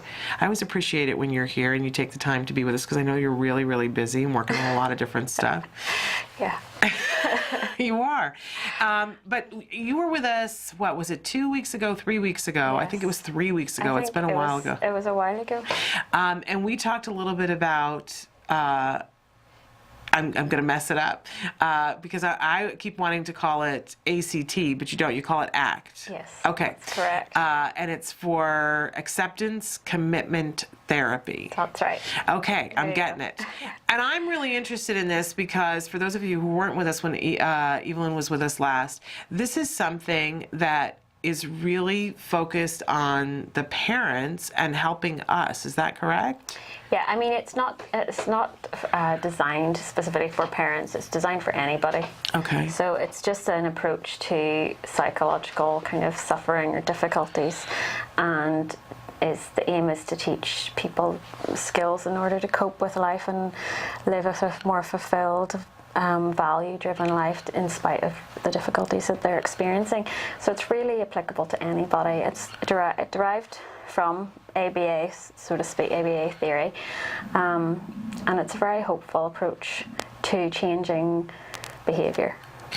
Yeah, and I think, you know, we talk a lot on this show about ABA, and we talk about helping our kids and how important it is, and we talk about building the team and being the most effective, most efficient member of the team, or at least not necessarily the most, but at least an effective and efficient member of the team. And I think a lot of times the parents and what the parents are going through emotionally gets left out of that equation when in fact it informs the entire equation. Because if I'm too tired, then that certainly trickles down to my child's program. Yeah, I mean, you can't really take the child out of the context of being in the family and from the parents, because that's their life, that's their world, and so there's a constant interaction going on between parent and child. It's like a little dance that they're doing all the time. So yeah, you just can't ignore those factors. But traditionally, like, the ABA services have really just concentrated on the child, and we are very focused on building the child's skills, and all, you know, even when we're teaching parents skills, we're teaching them skills to kind of improve the child's skills or decrease the child's behavior. So we haven't really up to now been that focused on helping parents cope with their own stuff and all the internal behaviors that are going on, like the thoughts, the feelings, the memories, the fears of the future, and so on. And we've largely kind of ignored that. Not that it hasn't been acknowledged, that's important, because there's lots of research out there talking about how stressed parents of children with autism are and how they're struggling and so on. It's just that we haven't been great at developing protocols and so on to help parents with that, and there's a variety of reasons for that. You know, not just that we don't care. There's a lot of things like funding and that kind of thing, and really funders and service providers have just been focusing on the children and getting the children up to the best level that they can be at.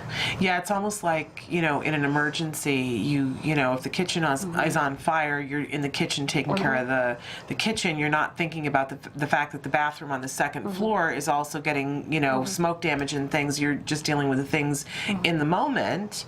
But the problem with that is that very often, you know, if the main person who's trying to put out the fire in the kitchen is on fire, you know, there becomes a problem. And I really, as a parent who's gone through this, you know, I know in the beginning I was all gung-ho and we're going to do absolutely everything that we can for our child, and I put all of my needs on the back seat. I know my husband did too, and then when we got into our second year of ABA, that building started to break down. I mean, I literally got sick, and I know that I'm not the only parent that went through that, and so I love the fact that we're now starting to look at this and say, okay, but there is a whole entity here called a family. And everybody has the other analogy is I always think of when I'm on an airplane and they tell you to put your child's mask on before your own, because really, like, that's what we're talking about. If you the opposite, actually, they tell you. Sorry. They tell you put your own mask on before your child's. I got that wrong. But I knew what you meant. So you know, you need to help yourself and figure out what you're doing and look at your own behavior and you know, learn how to better manage your own stuff before if you want to be really effective at helping your child. You know, like the plane's going down and you're too busy putting your child's mask on, you know, you're going to end up in not such good state, and you may not get time to put your child's mask on. Absolutely, and so it's hard. I think it's a really hard thing to do, but parents, we have to take care of ourselves. And I love the idea that there is now something that we can look at and that has some principles that are ABA aligned that can help us. So we're also, you know, what's good about that for me is that I feel like that if I spend the time and do this for myself, not only am I helping myself and by extension helping my child, but it makes me better at applying the principles of ABA to my child. And also potentially because my child's going to grow up at some point and he's going to have stress and have to deal with things, and that I'm going to be able to model and teach him how to do these things as well. That's exciting to me. And one of the things that you've talked about on the show and commented on, Shannon, is like how these therapists come in and they're just able to manage tantrums and it doesn't bother them, and they just go through the extinction burst and so on and are very cool, calm and collected. And the reason that is because they aren't battling the same internal struggles that are going on and all the judgments that you're putting on yourself, and you're thinking this and you're thinking that, and oh my goodness, what are they going to think, and oh, my child's so upset, and it's heart-wrenching to watch, and all that kind of stuff.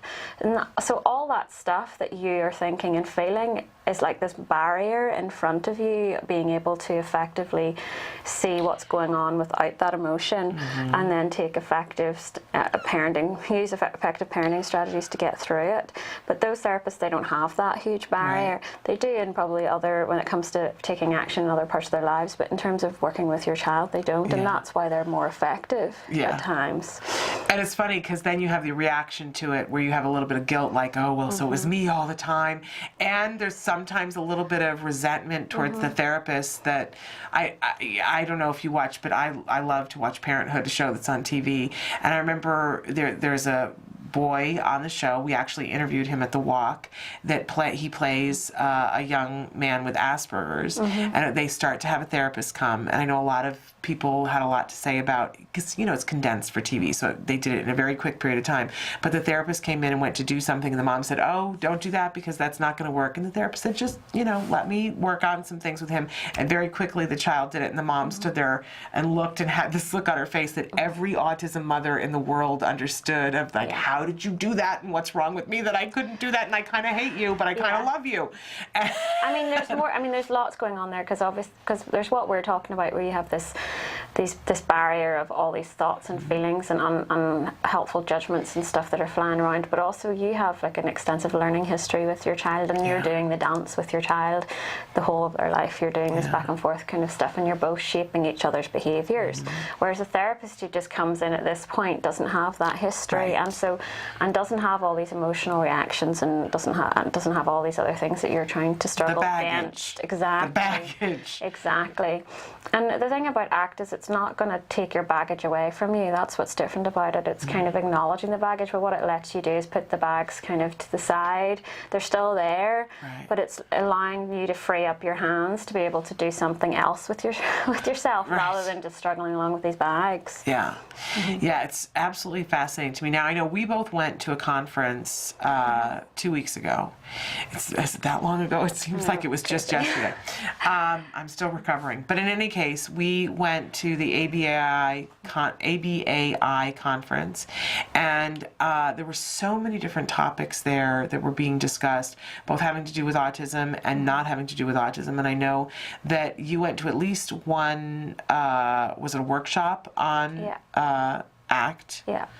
And I know you were pretty excited about it. Can you tell us about it at all? Yeah, I went to a very interesting workshop that was one day held by a man called Christopher McCurry, and he actually has a book called, I think it's Parenting Your Anxious Child with Acceptance Commitment Therapy.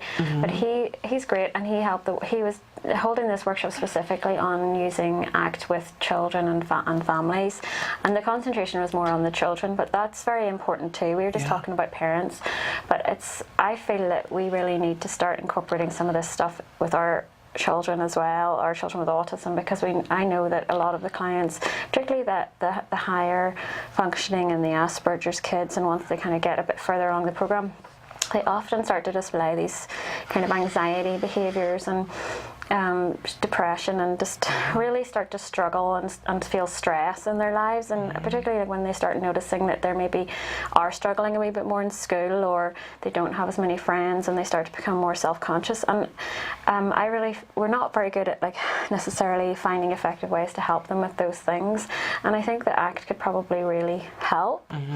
It's just about it's kind of early stages, so it's just about us figuring out how we can adapt the procedures and the practices and so on for our particular kids.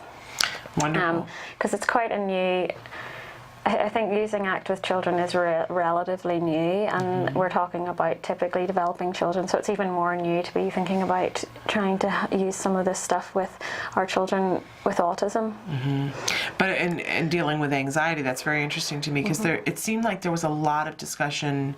I know there was one other symposium that I went to that was specifically on anxiety in children with autism, and they were commenting on the fact that they were surprised that there hadn't been more discussion about that in the past, but that they were excited how much at the conference was being talked about with anxiety, because that's a tough nut to crack. For us, and for our kids. Yes, and I mean, I had a discussion with a colleague recently about this because I think it's kind of our ethical duty to figure out this stuff, because basically what we're aiming to do with our kids is teach them all these wonderful skills, and we teach them all these wonderful language skills, and we try to teach them how to take other people's perspectives and so on, but in doing that we're kind of opening them up to all the negative, well, negative isn't a good word, but all the difficult things that come alongside that, with that.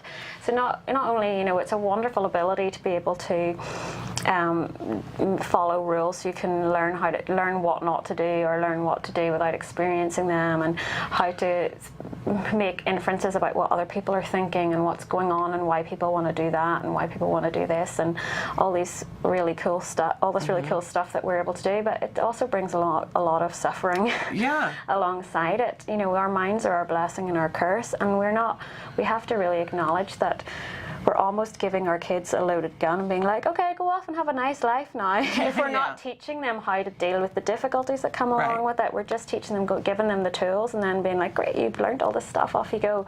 And so that's where I'm coming from. I really think we need to start helping our kids better at the difficulties kind of side of stuff. Because I remember when Jem was in kindergarten, there was a time when he did not, first of all, he didn't realize that other people were thinking about him, right? That was just not a part of what he did.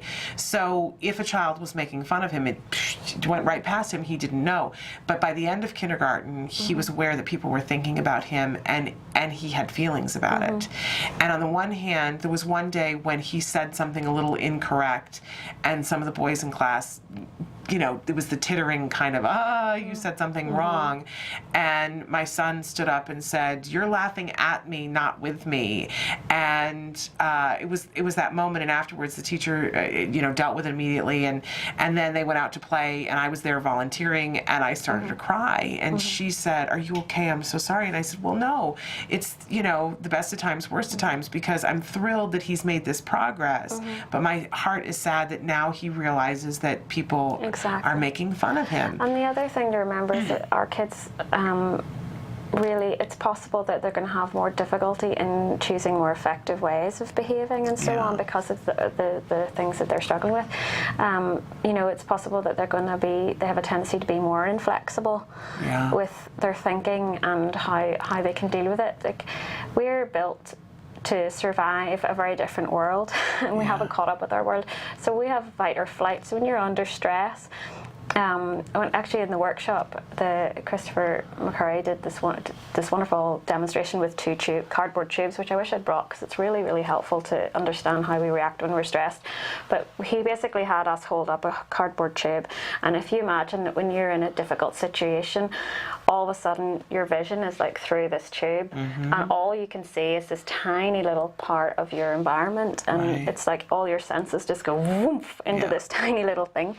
And then the way that, you know, ACT tries to teach you how to, like, open that up again so you can actually see the entire picture. So if we are doing that as supposedly well-formed, mature human beings, adults, our kids are so much younger, and they have a tendency to be more inflexible anyway, so it's going to be even harder for them not to do that, and to figure out how to get out of it and to do something that's effective instead of just reacting to what's going on. Okay. If that makes any sense. It does make sense. In fact, I want to talk more about that. But let's take a break, and when we come back, I want to talk about nuts and bolts of how do we open that up? Like, what do we say to ourselves? What do we do? How do we behave to get ourselves to open that picture back up, so that we're not focused on the small things in a crisis? So maybe we can share that with our kids at some point down the road. But stick with us. We're going to take a break, and we'll be back with Evelyn Gould in just a couple of minutes.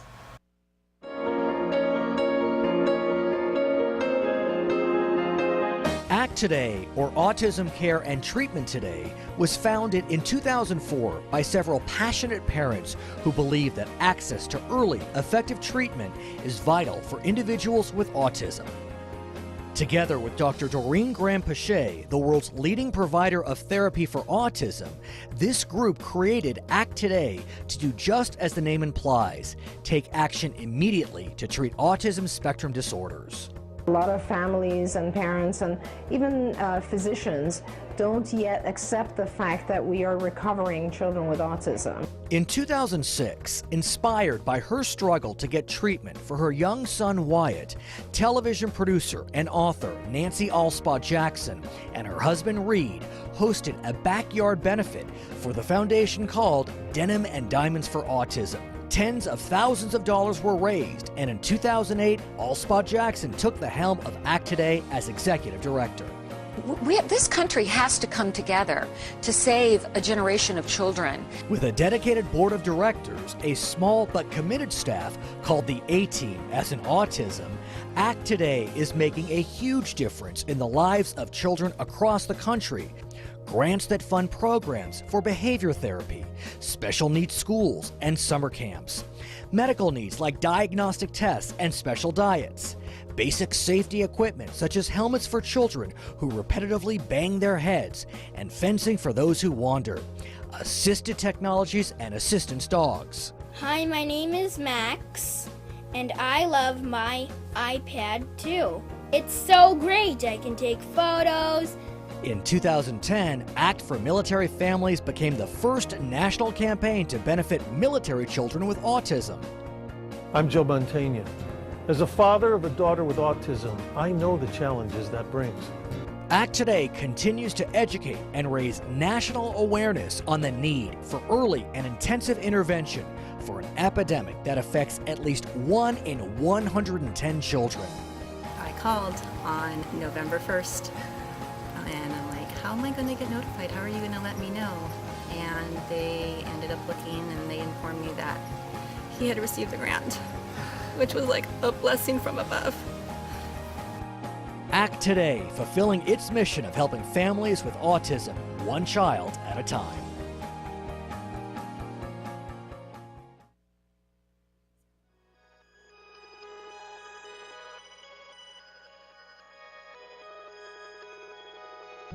When Maddie was diagnosed, I'll be honest, I was very ignorant on what autism was. I knew that autism was basically something that hit boys at the age of 2 to 3. They shut down, and sometimes you think of the typical Rain Man movie. And with Maddie, she was doing all the same signs and symptoms of a typical child with autism spectrum disorder. Stand up. She didn't even acknowledge us coming into the room. She had barely any eye contact. She didn't interact with her sisters. She didn't really do anything. She just basically lined up her toys and that was about it. We have a team of 7 volunteers, or 8 now. We have 8 volunteers, including my husband and I. And I'm the team leader, and so I do all the curriculum and get everything ready each week. Jana was downstairs until 11 o'clock at night working on curriculum, going through 2 different textbooks. And then we, as a group, meet on Monday nights, and we would go through what the curriculum was from Jana. And a lot of times we would go, well, how exactly do you do that? How do you sit her at the table and do this trial base? What Skills has done for us, it's taken that away from Jana trying to figure out the curriculum for one. She can go down, or even our laptop, and she can sit down and through all these questions, it comes up with the different programs. At least for me, it was a relief off my shoulders. I was worried that I might be missing something, missing a curriculum that maybe she needs to know, where Skills, they have every possible thing your child needs to know from 0 to 7. They have a program for that. What noise is this? Good job! Every program that we did with her, I knew it was specific for what she needed to learn. Because before Skills, it was a lot of, okay, well, is that really age appropriate for a 2-year-old? You know, because it's not generalized. It's anywhere from 0 to 7. This is what your child needs to know, and in most manuals you'll find.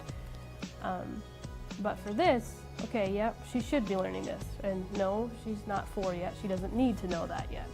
We are so fortunate that Jana was able to attend a conference put on by CARD that opened the door for Skills, and that there's no looking back for us. We started using the program in November, and it seemed like by January something just clicked, and she has completely kind of came out of her fog that she was in for quite a while. I have never read a documented case on any child that has not benefited anything from applied behavior analysis. And now with this new skills and being, you know, like the E version of ABA, I can't imagine it doing anything harmful to their child. It's nothing but exponential growth for us.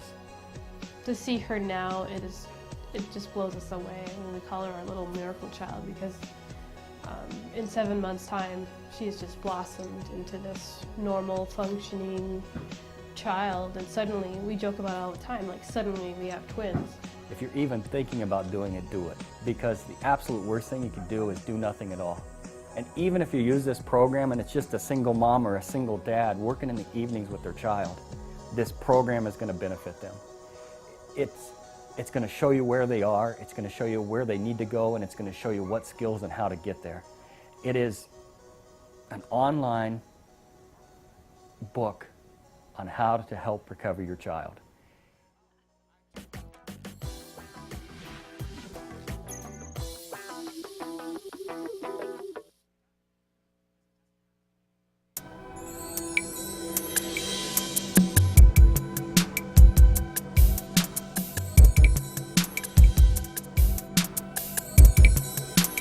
Hi, I'm Thea Davis. I'm a board-certified behavioral analyst. I am the clinical director of an organization that provides intensive ABA services to children with autism. Recently, we've been using the skills curriculum, which was produced by the Center for Autism and Related Disorders.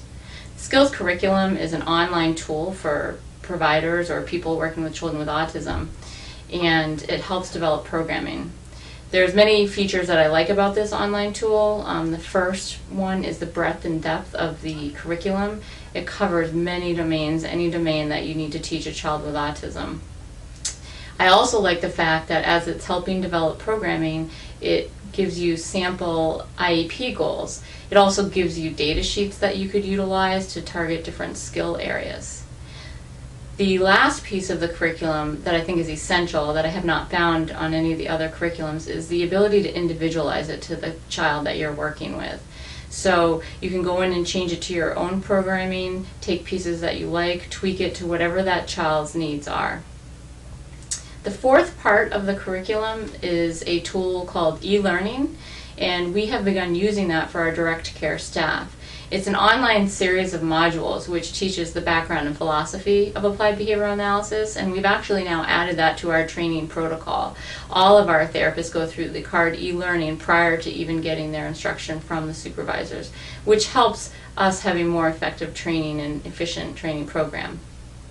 The part that I like the most about the skills as a clinical director is that it offers support to my supervisors. Not only does it help them develop programming, but it helps them be extremely productive with their time.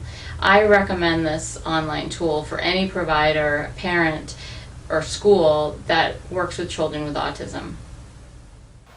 Welcome back to Autism Live. I'm Shannon Penrod, and our special guest is Evelyn Gould. Right now, we've been talking about ACT, Acceptance Commitment Therapy. Have I got it right? Yeah, you did. Okay. It's nothing short of a miracle. Okay. So tell us about, there's a book called The Reality Gap. Yeah. Tell us about that. This is a book written by an ACT person who I admire very much. His name is Russ Harris. He's an Australian therapist. But he actually had his child was diagnosed with autism, and he wrote this book. It's his most recent ACT book for parents. Mm-hmm. Well, actually, it's for anyone experiencing a reality gap, but I think it's really wonderful for parents because it's written from, he talks about his own experience very much and how he's using this stuff to help himself through it, and it's very interesting because he's obviously a very experienced ACT therapist and has been doing this for a long time and is the lead in his field and so on, and yet when this happened to him he struggled like we all do. Yeah. And just because he knows all this stuff, it does kind of fly out the window, and so he talks about this reality gap and actually more like a reality slap. When something slaps you in the face, and it can be anything from as big as having your child diagnosed with autism to like the little slaps you get every day. Like I know I have an ex, and every time that name comes up, it's like a slap slightly, and my heart feels like it's just been like for a second. So you can have little tiny slaps and massive slaps, but regardless, it's like hits you really hard, and you kind of go in crisis mode, and you feel all these things coming back and all this kind of stuff. And what he says is it's really because there's a reality gap, and that's a gap between the reality and what you want. And so you have this gaping hole between what you had hoped for, what you want in your life, and what the reality is.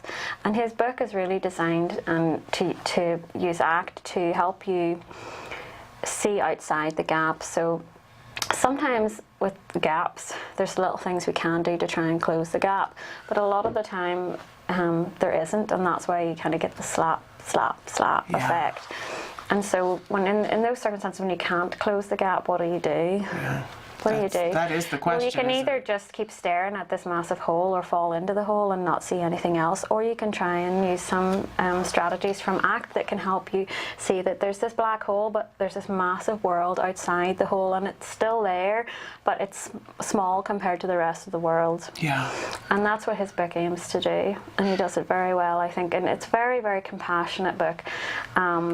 It's also wonderful because it emphasizes the fact that, you know, the first thing that has to come when you get a reality slap or there's a reality gap is self-compassion. And it really helps you with that part and how to be kind to yourself, because if you're not kind to yourself, then you're not going to be very effective at nurturing yourself through it. Yeah. What an important thing. And I think that's, you know, it's interesting to me because that's always what I say about you, is that you come from this place of compassion for us, much more compassionate for us than I think we allow ourselves on a regular basis. That, you know, Evelyn comes in and says, well, you know, you got to stop and consider, is that something that you really can take on today with everything else? You know, is this a yes day or a no day? And I always really appreciate that. So very interesting. And I also find it fascinating that he just happens to be the parent of a child with autism. It is. That's quite a gift for us. And he also went through the ABA program and all that kind of thing. So he understands that those difficult decisions, and he talks about those decisions and so on, and uprooting his family to move across Australia to go to the program that he wanted and so on. And wow. That's something that I really like about him, and that he writes his books from a personal point of view, and he's not afraid to share his experiences and how he's used these principles or these strategies to help, and I think that's very comforting. It's a very comforting book. So yeah, he talks about holding yourself kindly as being the first thing that you need to learn how to do. Is that when you're slapped in the face, you need to hold yourself kindly, and then you need to take stock and kind of root yourself, like drop your anchor and be like, okay, whoa, wait a second.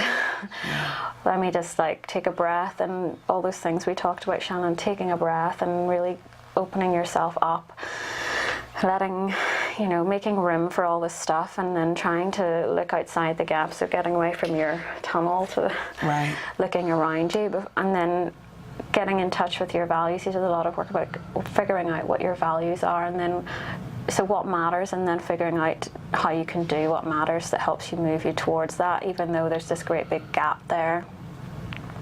It's amazing because, you know, something that somebody said to me a couple of years ago that I just found so fascinating was that when you're in the middle of something horrible is happening, and you know, you feel like, oh, there's so much fear, not just for the moment, but fear for the future, fear from the past, all those different things all at once.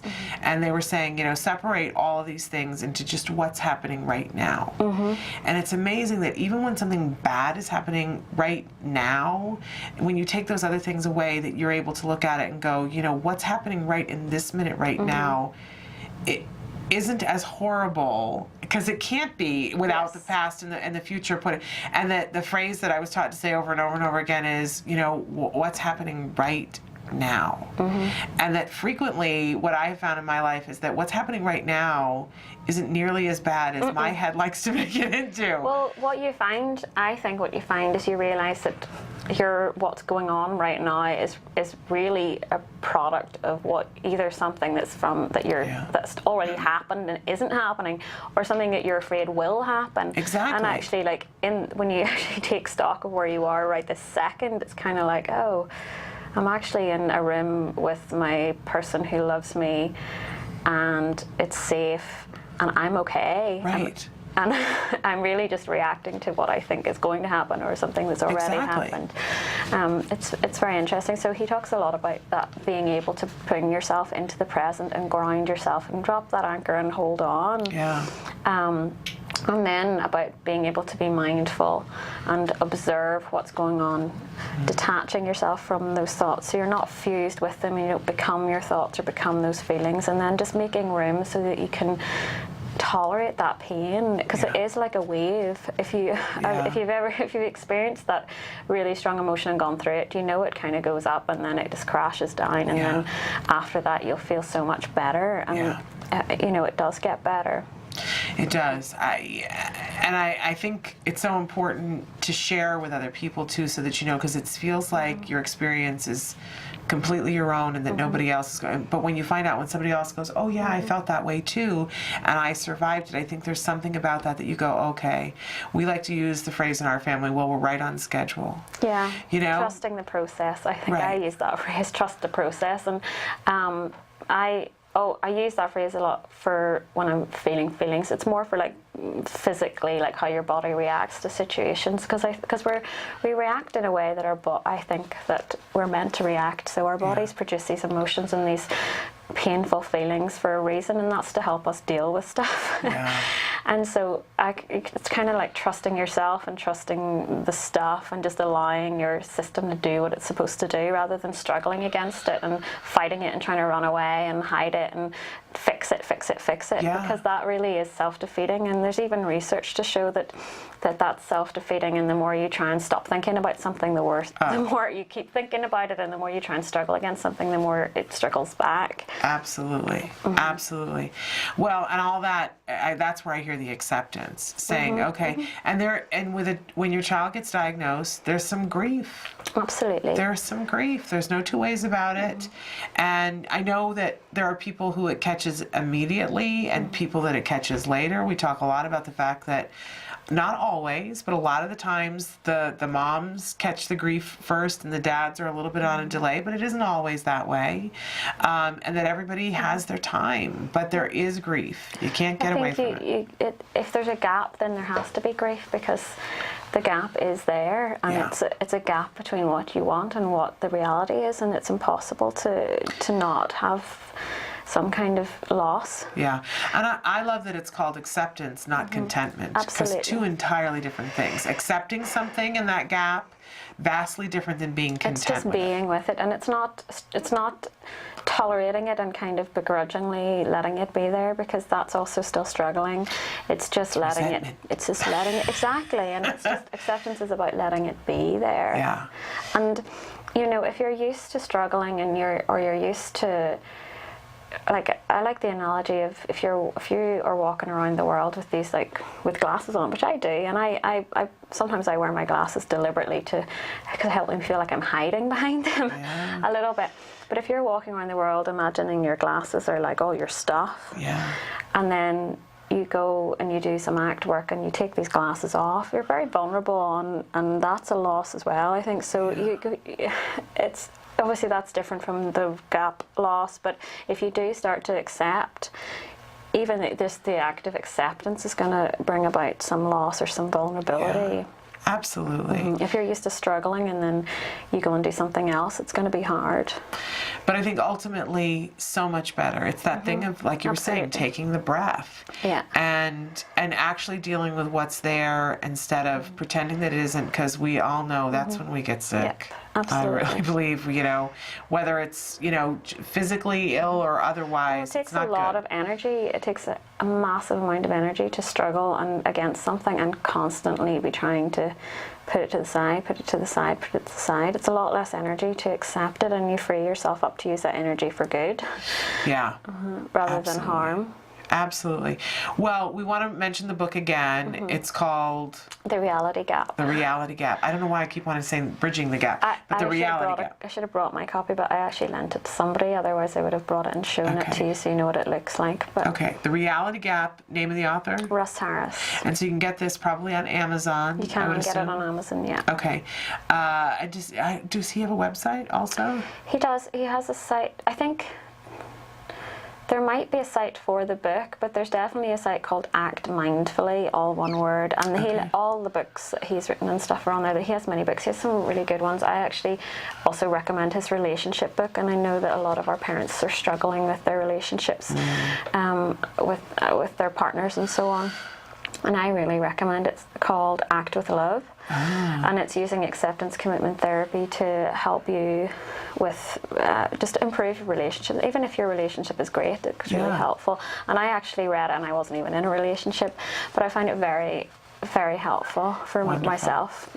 Well, we can all be better at that. My goodness, that's one of the great joys and great struggle in life. Day to day is to share your life with somebody else, so we can all be better at that. Wonderful. So act with love as well.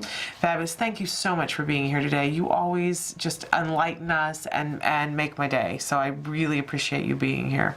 We're going to take a break, and we got one more small segment, and then we're going to be joined by Nancy Allspaw Jackson for Let's Talk Autism with Shannon. I can't even speak today. Let's Talk Autism with Shannon and Nancy, and don't forget that our special guests in the next hour are going to be Monica Holloway, author of the book Cowyboy and Wills. I just love this book. And her husband, Michael Price. They are the parents of Wills, and he is a young gentleman on the spectrum, and we'll look forward to talking to them. So stick with us. Back in a few minutes.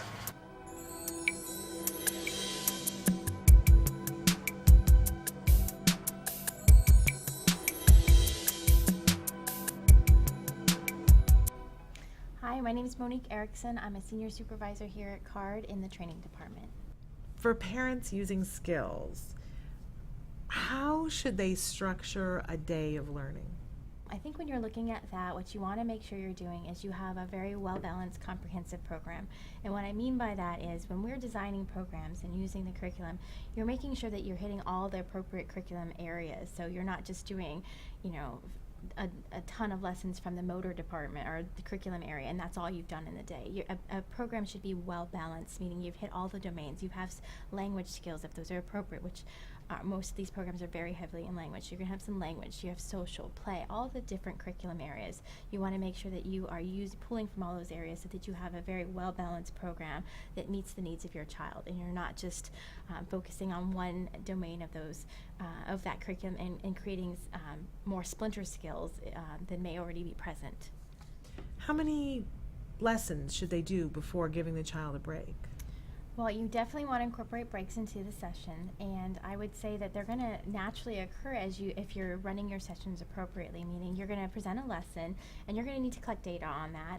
So when you present the lesson and you have opportunity to take your data, you can allow that child a brief break while you catch up, collect your data, and get prepared for the next program. That's going to allow a couple minutes for them to go do something different, have a little break before you call them back for the next lesson. You definitely don't want to be calling them back to move forward on the next lesson if you're not ready. How many total hours a week should somebody be doing with a child? That's a very child-specific question. I can't really answer how many hours per day your child should have.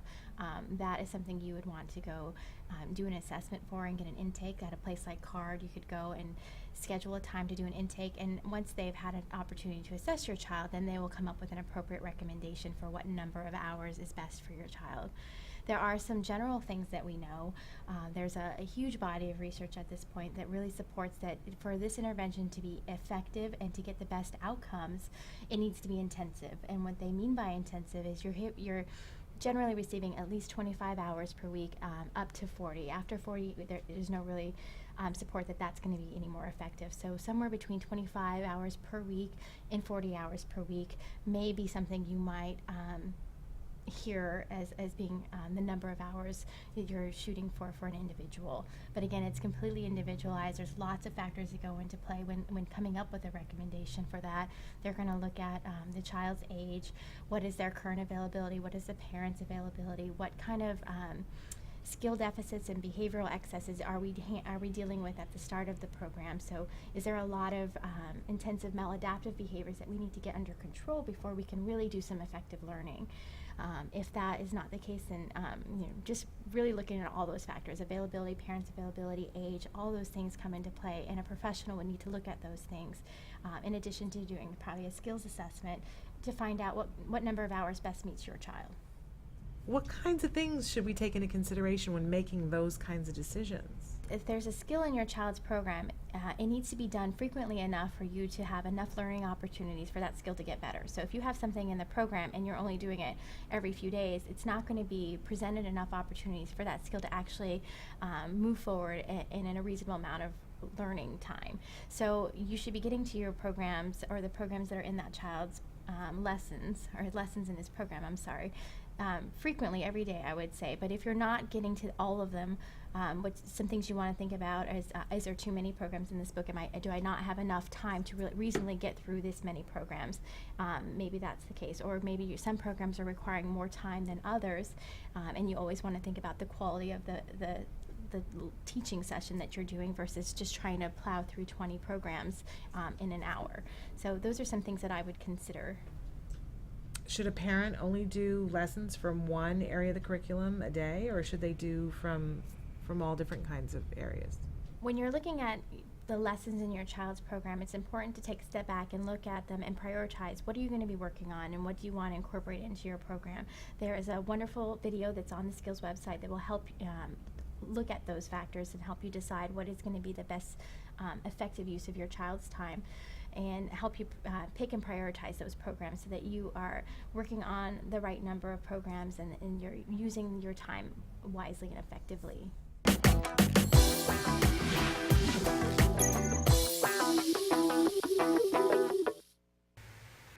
Welcome back to Autism Live. A couple of reminders for you. In just a few minutes, we're going to have Let's Talk Autism with Shannon and Nancy. I'm going to be joined by my wonderful co-host, Nancy Alspaugh-Jackson.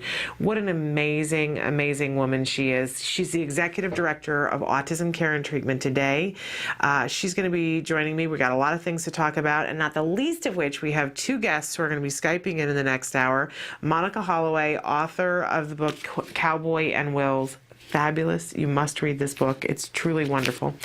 And her husband, Michael Price, is going to be joining us. He is also a writer. He is one of the writers on The Simpsons and on Star Wars: The Clone Wars. If you have young kids who are watching that, that's a very big deal.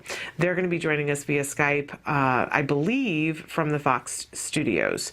So that promises to be very exciting. And then I also want to remind you that at 3:30 Pacific time this afternoon, Bryce Myler is going to be doing a special show here in our studio that will be webcasting live to you at 3:30 Pacific time today on insurance. For those of you who have just started insurance or about to start insurance, are 6 months away perhaps, knowing the kinds of things that you need to know to be able to negotiate this change.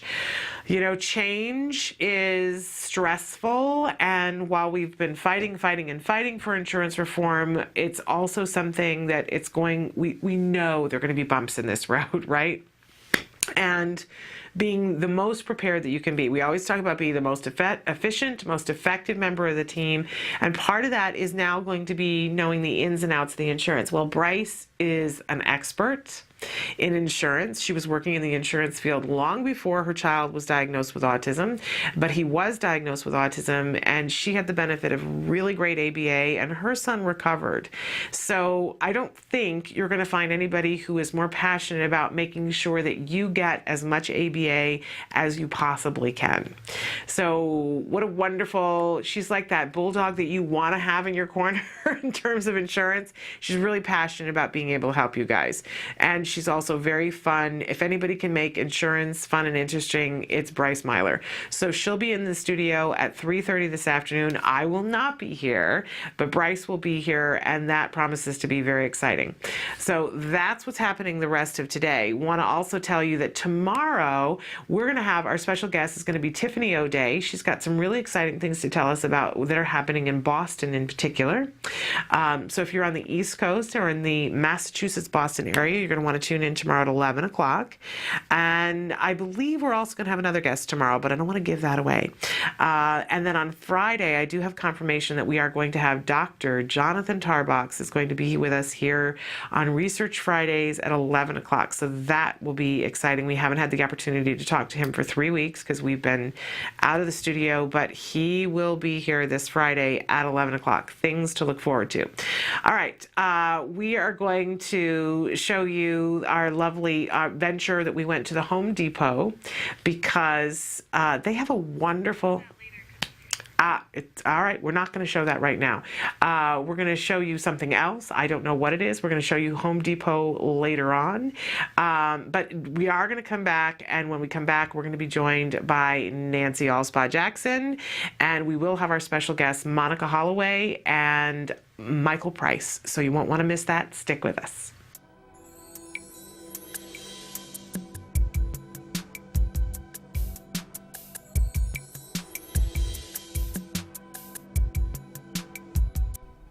My name is Monique Erickson. I'm a senior supervisor here at CARD in the training department.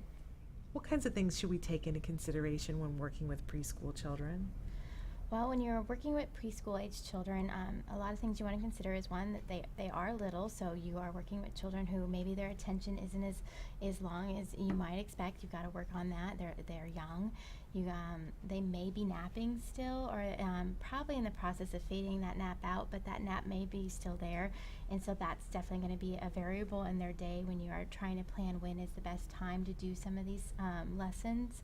So they probably have more time on their hands because they're not in school all day, but that doesn't mean, that nap might still be there, which would affect their scheduling of the day.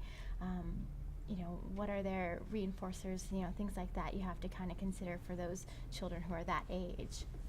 What kinds of reinforcement should we give? That always is going to vary per child, so you have to kind of see what your child's into, but just the typical beginning play type toys. So if they're really starting out, they might be still doing some of those cause and effect puzzles type things and moving in then to more kind of constructive play. So some of those Legos of blocks and things like that, if that's what your child likes. Bubbles, some of the kids like music and things like that. You really just have to do an assessment of what does your child find interesting and fun and incorporate those things. Are there any secrets to keeping preschool children motivated? Well, you have to do what I was just talking about, really find those things that they find fun and reinforcing, and that's going to be your key to finding motivation. So you have to find what do they want, and to start off at preschool, you may still be, especially if the child hasn't had anything prior to this, still working at those real tangible, maybe edible reinforcers to start off with, pairing those with other fun things, and then eventually getting rid of the foods and so forth. So you might have to what we call, establish some of those reinforcers like tickles and bubbles and fun activities. They may have to start off with pairing those with some fun things with a Cheerio or something like that to start off if that's what that child wants. But you have to have that motivation in place to get the learning going. Is there a specific amount of time that they can work?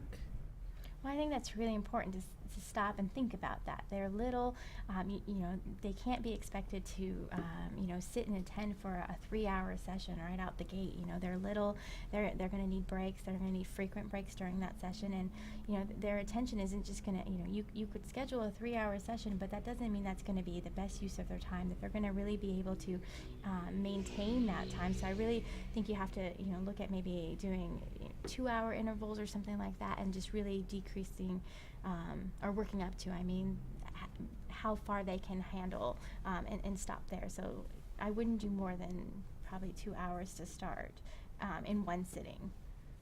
How often should we give breaks to preschool children? Well, when you're giving breaks to kids throughout your session, every child's different, so it's going to completely vary on your child. what is his ability to stay focused and attend to, to the task. Hopefully you're building up as this goes, as they have more and more opportunities to practice that. You're going to find that over the course of time, the children are better able to attend and sit for some of these tasks. Early on, it's going to be difficult, so it's going to vary per child. In general, I mean, you might do an activity or two and then have them have a small break or so.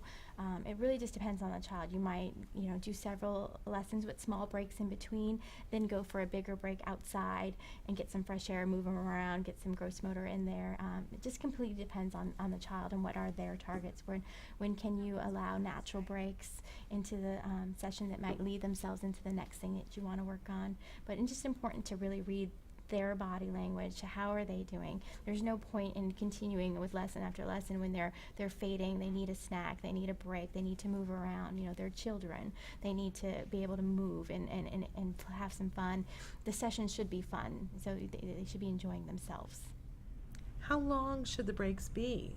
The length of the breaks is just going to vary depending on your child and their ability to stay focused and how much of a break do they need. They're not extended. When I say a small break, I'm thinking, we finished a tabletop activity.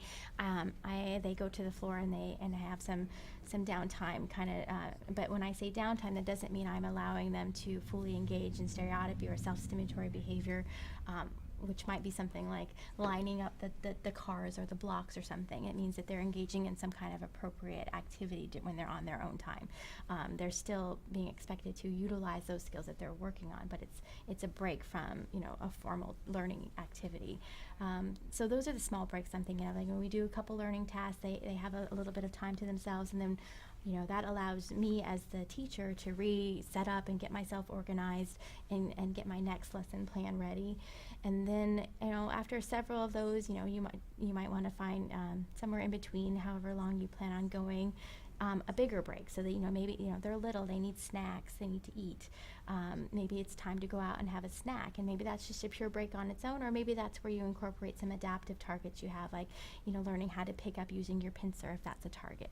You can incorporate that into your snacks if possible, but you want to just make sure that they are getting, frequent breaks and they're eating when they need to so that they can be fresh and as alert as possible.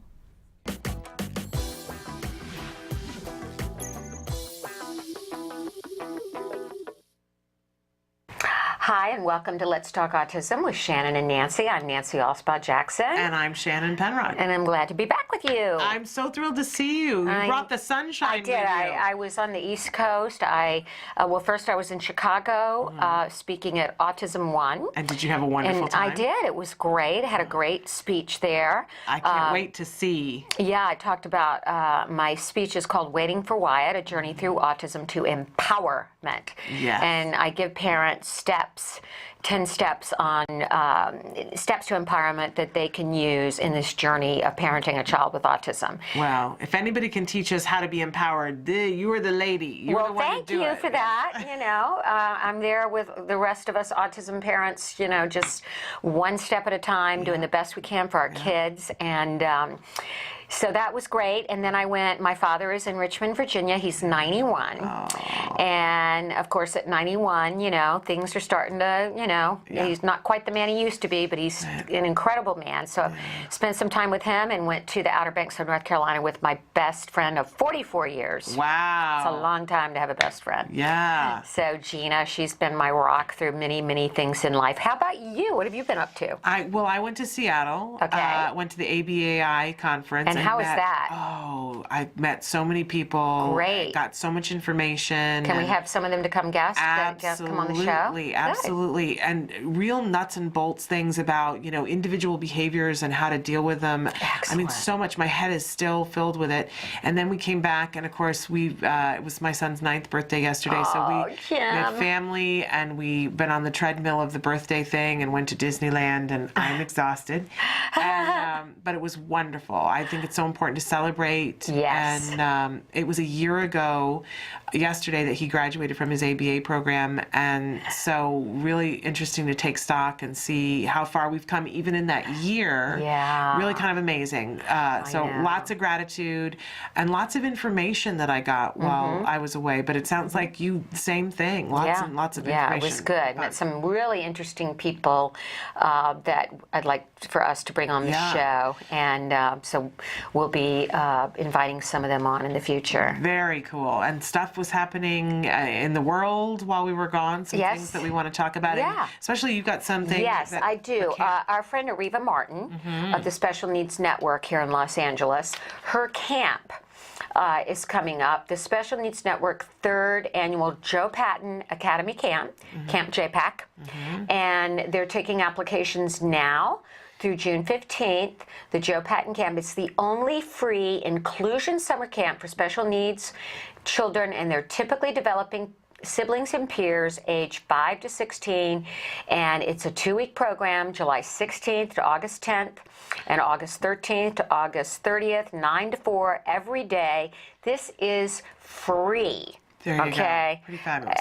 Campers participate in a variety of recreational programs, including academic enrichment, dance, theater, music, arts and crafts, and field trips to local attraction. And in addition to that, the LA Sparks will conduct a special basketball clinic, and graduate students from the University of Southern California, USC, will lead a robotics program focusing on math, science, and technology. Nice. So this is just great. So now through June 15th, application period. And I know that we put the application up. Yeah, Emily put that up. Absolutely. But now that's in Los Angeles, but also in San Diego, another free camp that you guys are involved with, Inclusion Films, is doing a camp for military families and their siblings in San Diego.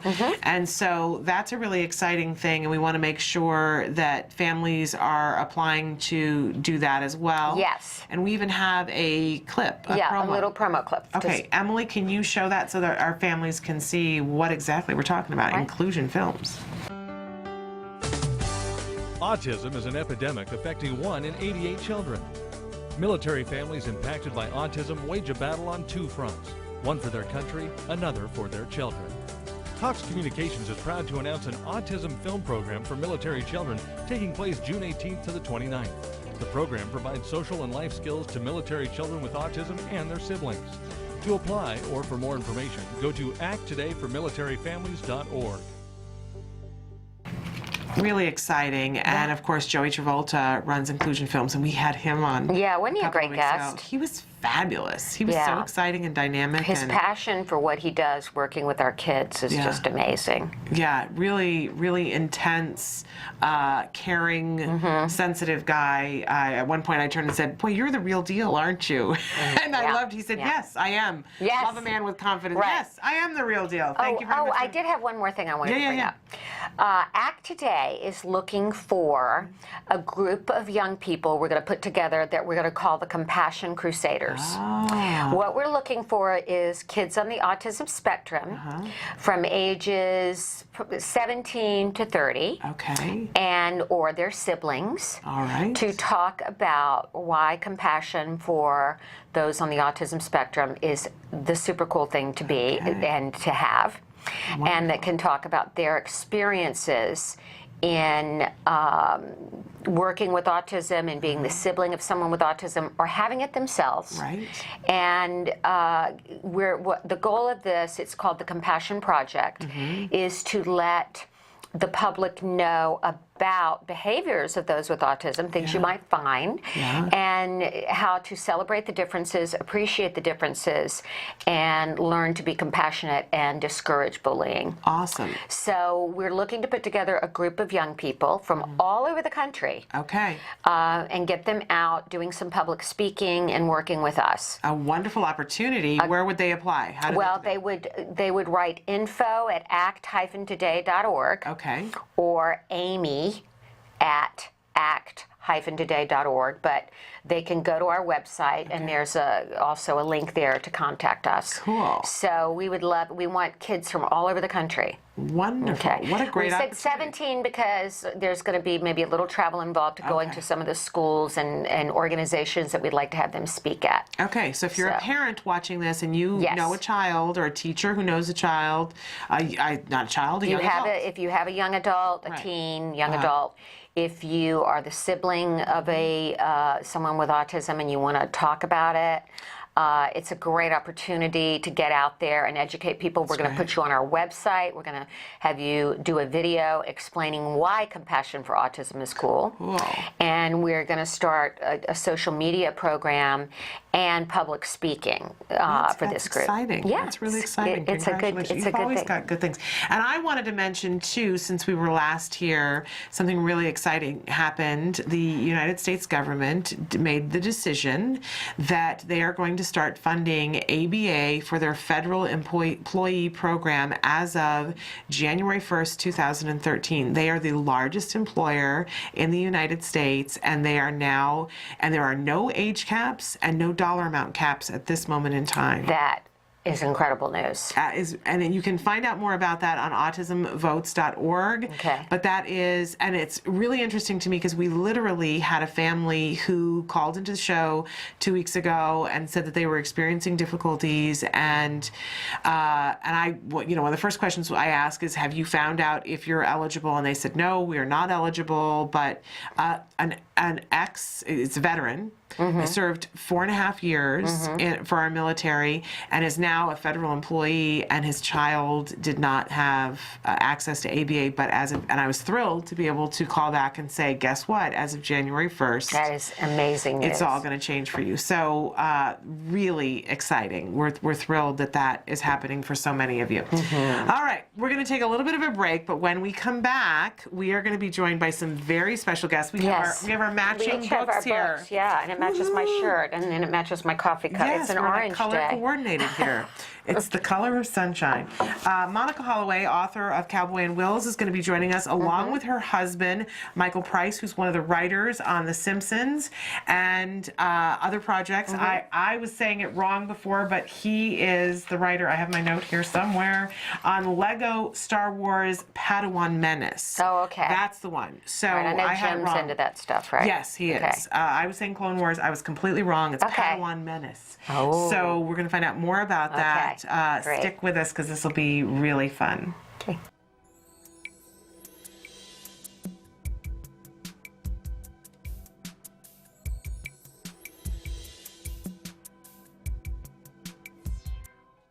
I'm Adele Nadowski, Director and Co-Creator of Skills. CARD e-learning is an online tool that has been developed by the Center for Autism and Related Disorders. CARD e-learning is the training that is delivered to the ABA therapists at CARD to train them on the principles of applied behavior analysis and to equip them with the knowledge they need to essentially deliver the ABA-based techniques during their therapy with the children that they work with.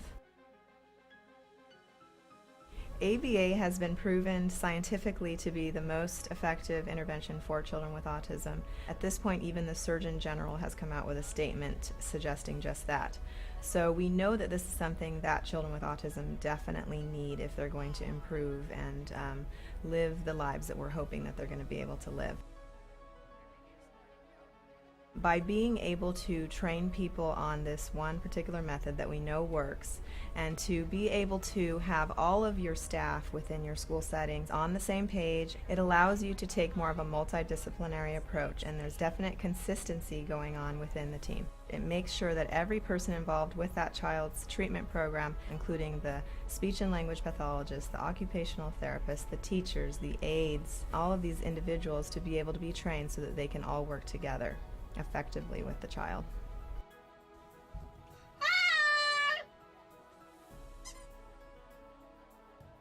Parents that are using CARD e-learning can use it either to train themselves, and then after having done that they can implement different techniques with their child in order to teach new skills.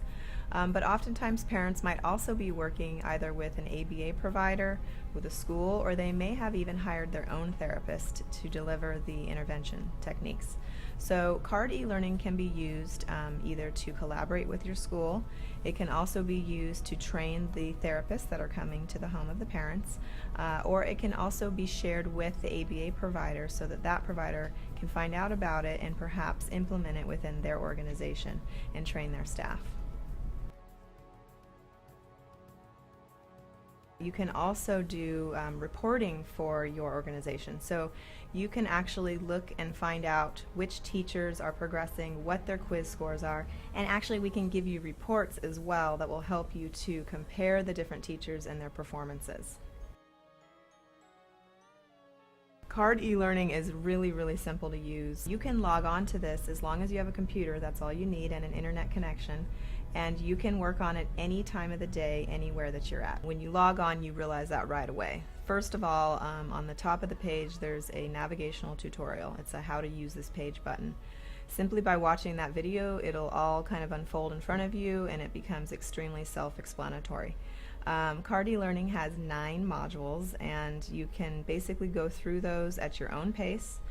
You're going to be watching videos that are kind of like a storyboard with narration, but in addition to that, there's many different video clips of therapists actually implementing the techniques that are being described within the storyboard that you can also watch. And then of course you're able to pause, you're able to type notes right directly underneath the video that you're watching. You can save your notes, you can review them, and between each module you do take a quiz, and once you pass that quiz you can go on to the next module.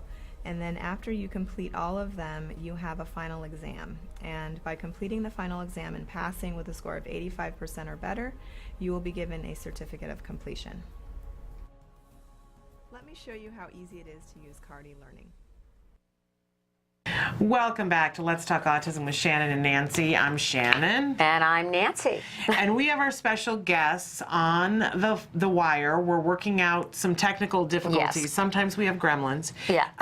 But we have them at least vocally. We want to welcome them to the show. It's Monica Holloway and Michael Price. Hi. Hi. Oh, and we got a picture That's a great picture of you guys. Oh, good. Okay, so it's great. Monica and Michael are autism parents. Yes. And Monica wrote the fantastic memoir, Cowyboy and Wills, the story of their amazing, Michael and Monica's amazing son, Wills, and his adorable golden retriever puppy, Cowboy. And this is a wonderful, wonderful book. It's a great book. It's a love story, as it says. And it truly is a love story. And I was just spending time with my best friend back in Virginia and her 3-month-old golden retriever puppy, and there is nothing like a golden retriever puppy to bring the world together. I think we would have world peace if we simply put golden retriever puppies all over the world. What a wonderful thing. And Michael is also a writer on The Simpsons, which we all love, and also on Lego Star Wars Padawan Menace. Which our kids love. Which our kids love. And I have to tell you, when I said to both of my gentlemen at home, my son who turned 9 yesterday, and my husband who is not 9, but sometimes you would think he is, and I said, guess who we're having on the show today? And they were both very excited. But I have to say, Monica, that one of the first things out of his mouth was, "Oh, will you please tell her how much I loved that book?" Oh, lovely. Thank you. So, and I have to tell you, he's a huge Simpsons fan. So I was quite amazed that was the first thing that came out of his mouth. That is. Oh, that's great. I'm wrestling to the Michael to the ground right now because The Simpsons almost always wins over Autism. Okay. Well, I had to have been close, but the fact that you won that battle, I think that says it all. That's pretty great. It is pretty awesome. And so, of course, we want to talk to you guys about being parents and some of the things that you're working on. And but it has to be said that people can get this book. You can buy it pretty much anywhere. It's on sale in bookstores. You can buy it on Amazon. Mm-hmm. And it's a very touching book, but I just have to say it's one of the funniest books I've ever read also. It's got some great stories. Monica's probably the funniest person I know. Well, and that's saying a lot for somebody who writes for one of the funniest shows on television. Yeah. Yes, there are only 4, I love to read, and there are only 4 books in my life that I have ever read that have made me laugh out loud, and yours is one of them. And it also made me cry as well as laugh, and those are my favorite kinds of books, where you laugh and cry. Yes, you're going to laugh and cry. It's a lot to me. Thank you. Wonderful. But let's talk a little bit about Wills. Yes. And have you tell the story of Wills. Yeah, our favorite subject, really. I love this new cover. Is this a new cover that we have up? Is that the blue one? Yeah. Yes. Yeah, since we're having our Skype problem, I can't see it. Yeah, the cover and the paperback is the new cover. I love it. And I love that cover too. We had a lot of, anyway, we don't have to go into talking about the cover, but there was a lot of Simon & Schuster and back and forth with everybody about the red cover, which was the hard copy. Mm-hmm. And we loved it. It was coming out around Christmas time. But I will say that the paperback took off. The paperback, I think because of the cover, really told the story of the book better. And the paperback is what really helped the book go and helped people relate to the book more. So I'm glad you like the cover, and I love it too. Yeah, It's really beautiful. Nice. Now tell us, the book came out in 2009, Monica? Yes. Okay. And the paperback 2010. The paperback in 2010. Mm-hmm. Tell us about your son, Wills. How old is Wills now? Wills He just turned 15. Wow. We're freaking out. I know. I'm freaking out that my little Wyatt is 10. And Shannon just celebrated Jim's 9th birthday. Yeah, yesterday. We're all freaking out. Our babies are growing up. Yes. Can you both tell us, whoever wants to start, about Will's diagnosis of autism, which you cover in the book at age 3, and just how that obviously affected you and changed your world? Well, we really kind of knew early on. We'd never had, obviously, Wills is our only child, not obviously, but for those of you that don't know, Wills is our only child. And at the time, we didn't have a lot of friends with young babies, with any babies. I guess all babies are young. And he had a really hard time with, I would say he had profound stranger anxiety from birth until it just steadily got worse, right? Would you say, Michael? Yes. To the point where sometimes it was hard, often it was hard for even Michael to stay with him. If I were in the room, Wills was okay. But if I even took a shower, he was not okay. So we knew really early on, something was not right. But then he'd have these bursts where he would smile and be, really animated, and then he didn't crawl and he didn't babble. I remember a friend of mine saying, I've always been afraid I'll forget the baby in the back seat, because she had just had a baby. And I said, I know, I'm always saying, of course, Wills was the only thing I could think of. And she said, but I could never forget my daughter because there's all that babbling.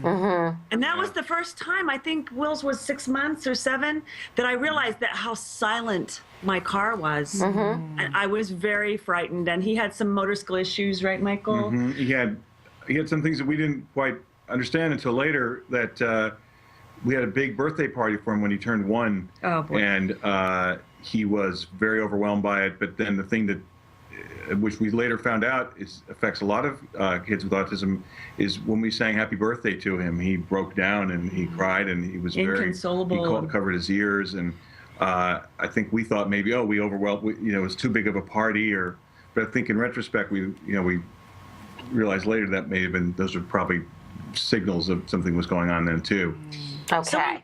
So we worried about it, and the pediatrician had brought up, several things, saying, we want to watch this, or we want to check in. But what ended up being the final moment, where I wasn't waiting any longer, was Wills was 18 months old, and this is actually in the book, but my friend Jen called, and Wills had never met her, to see if she could just drop a book off at the house. And I thought, oh no, because Wills was very scared of strangers. So I said, sure. And there was a part of me, as you guys know, I'm sure, about staying home with your child when you start to you just want to see your friends and be out in the world again. And Wills just couldn't go out in the world. So I said, please come over. And so Wills was working on little cloth blocks on the floor when she came by, and I told him she was coming. But when I opened the door, I turned around and the blocks were scattered and he was gone. And I went looking for him and I was very panicked. I couldn't find him. And I went back to Jen and said, you know, he's not feeling very well. So can we talk another time? And she said, I just want to see him. And I said, well, we'll do this another time. And she was great, and she left, and I thanked her for the book. And I went through his room, and he had crawled in the very, very back of his closet behind this stack of boxes. I do not know to this day how he even got back there so fast. And I could only reach the top of his head because I was pulling boxes out, and he did not want me to pull him out. And I realized he needed to sit there. And when I finally saw him over the top of the boxes, he was rocking back and forth, and he was completely blank. And I was hysterical. At that point, I called a therapist that I knew, and I said, I need to see somebody tomorrow. And that's what we did. Yeah. Wow. And then how did you finally get the diagnosis of autism? Well, she said right away that she thought that he was under the umbrella, but that he was too young to diagnose. And she was very careful with us because, you know, we were very obviously worried and wanting things. What I wanted the most and what Michael wanted the most was to get him what he needed as soon as possible. Because we started reading everything we could about autism, about spectrum disorders, about what's the other diagnosis that they give? PDD, NOS. Yeah, that's what my son got when when I say to people, you know, a trained chimpanzee could have diagnosed him with moderate autism, but no, PDD, NOS. There you go. There you go. So we were in excellent hands. In fact, we were in such excellent hands that Wills, at 15 and in puberty, still sees the therapist that he started to see at 18 months old. And the book is actually dedicated to her. Yes. And I talk about her a lot in the book. You talk about her a lot in the book, and it's amazing that she's been such a constant in your life and in Will's life, and that's excellent when you can have that. I'm so glad that as a family you found that person. Absolutely. I think you ran our team for us, which was really that's incredible. Right. I think we should take a break and see if we can get you up on video. Real people up. And then when we come back, we want to talk about what this did to your marriage, some of which you talk about in the book, and how you guys weathered it together, and a little bit about the kinds of things that happened and changed, not the least of which was the appearance of Cowyboy. Of Cowyboy Carol Lawrence. Yes. Okay. So we'll take a break and we'll be back. Yeah. On camera. Yeah, absolutely. Okay. So stick with us. We're going to see if we can show you Monica Holloway and Michael Price. We'll be right back.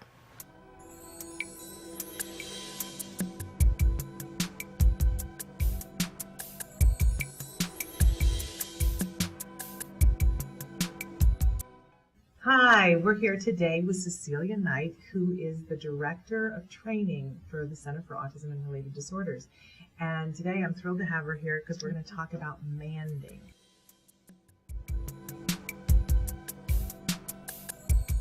What is manding? A request that you would make of another person. Why is manding one of the first things that seems to come up in most programs? Okay.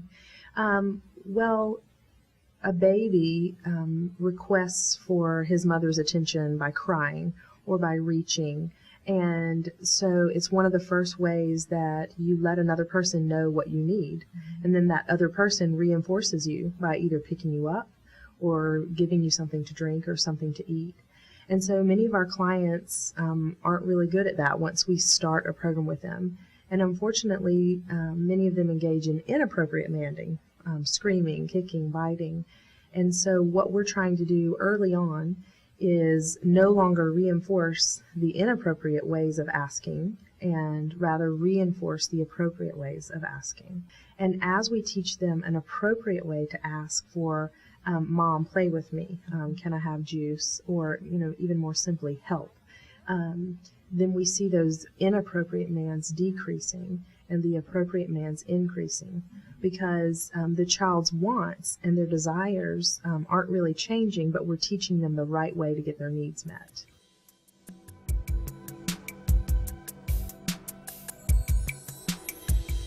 So manding doesn't have to actually be spoken. It can be nonverbal as well. And that's exactly right. They could exchange an icon.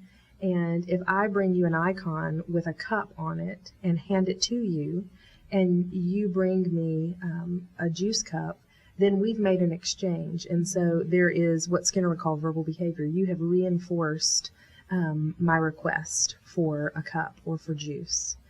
So when we say verbal behavior, we're not talking about vocal behavior necessarily. That's right. It's just that it's a conversation of some sort.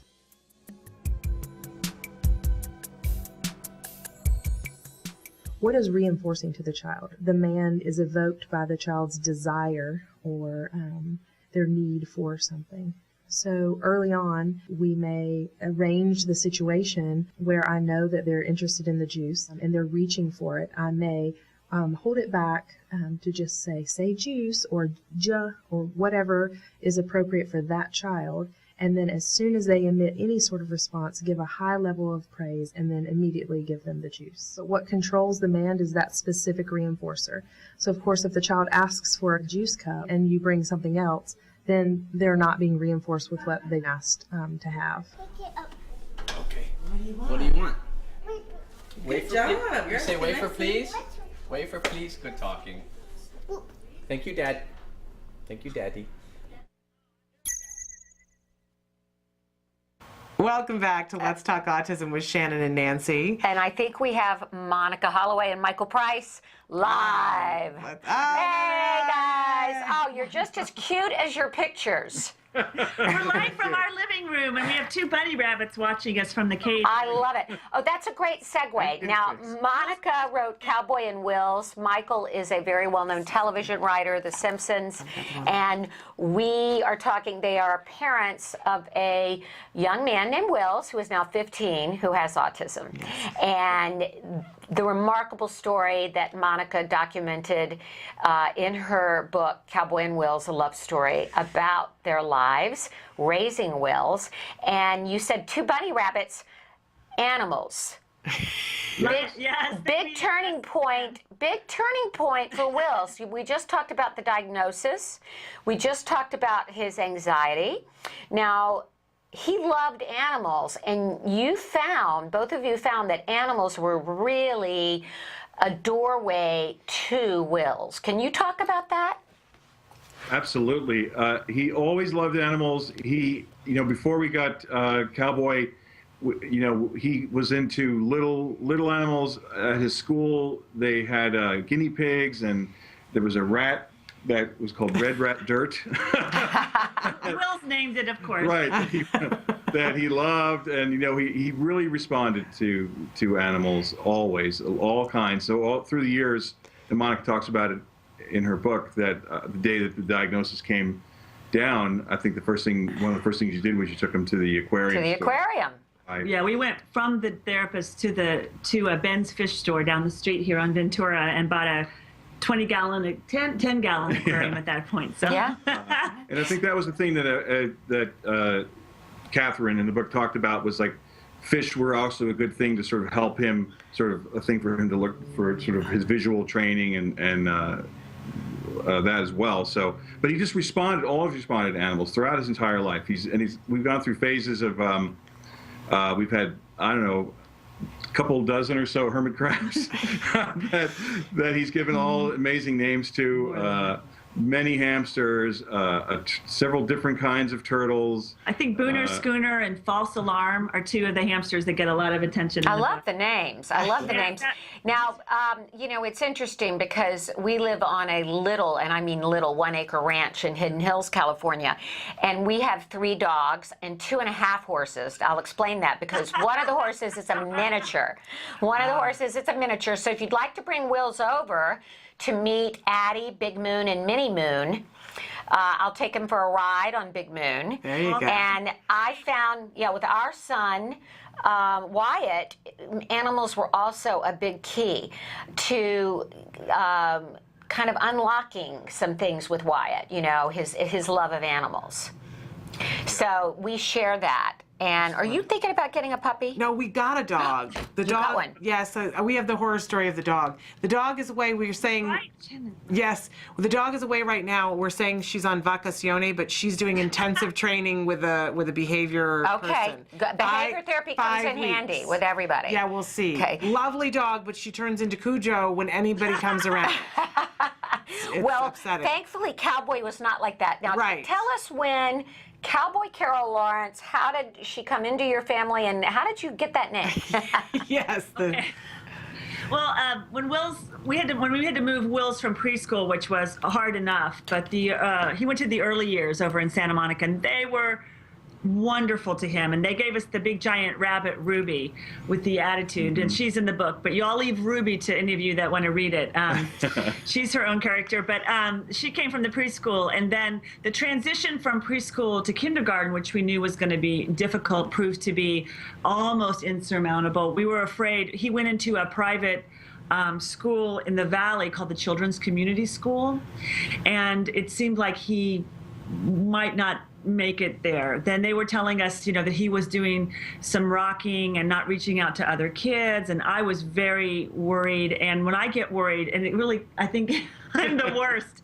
I spent more money at Petco than I have on my hair or wardrobe or anything. But so of course I went to Petco to get yet, a fourth hamster. But that was not, I say in the book, that was not enough. That was not big enough for what we were facing. So Wills got in the car from kindergarten. I'd already been called that day to say that he was having a really hard time, was very lonely and crying a lot. And I was very sad. And I just said, hey, we should get a puppy. And he said, let's go get one right now. I'm like, not remembering that kids that little don't necessarily know you might have to wait for a puppy. And it was the last week in September. And I said, well, we have to ask Daddy. But I was saying to myself, we're getting a puppy.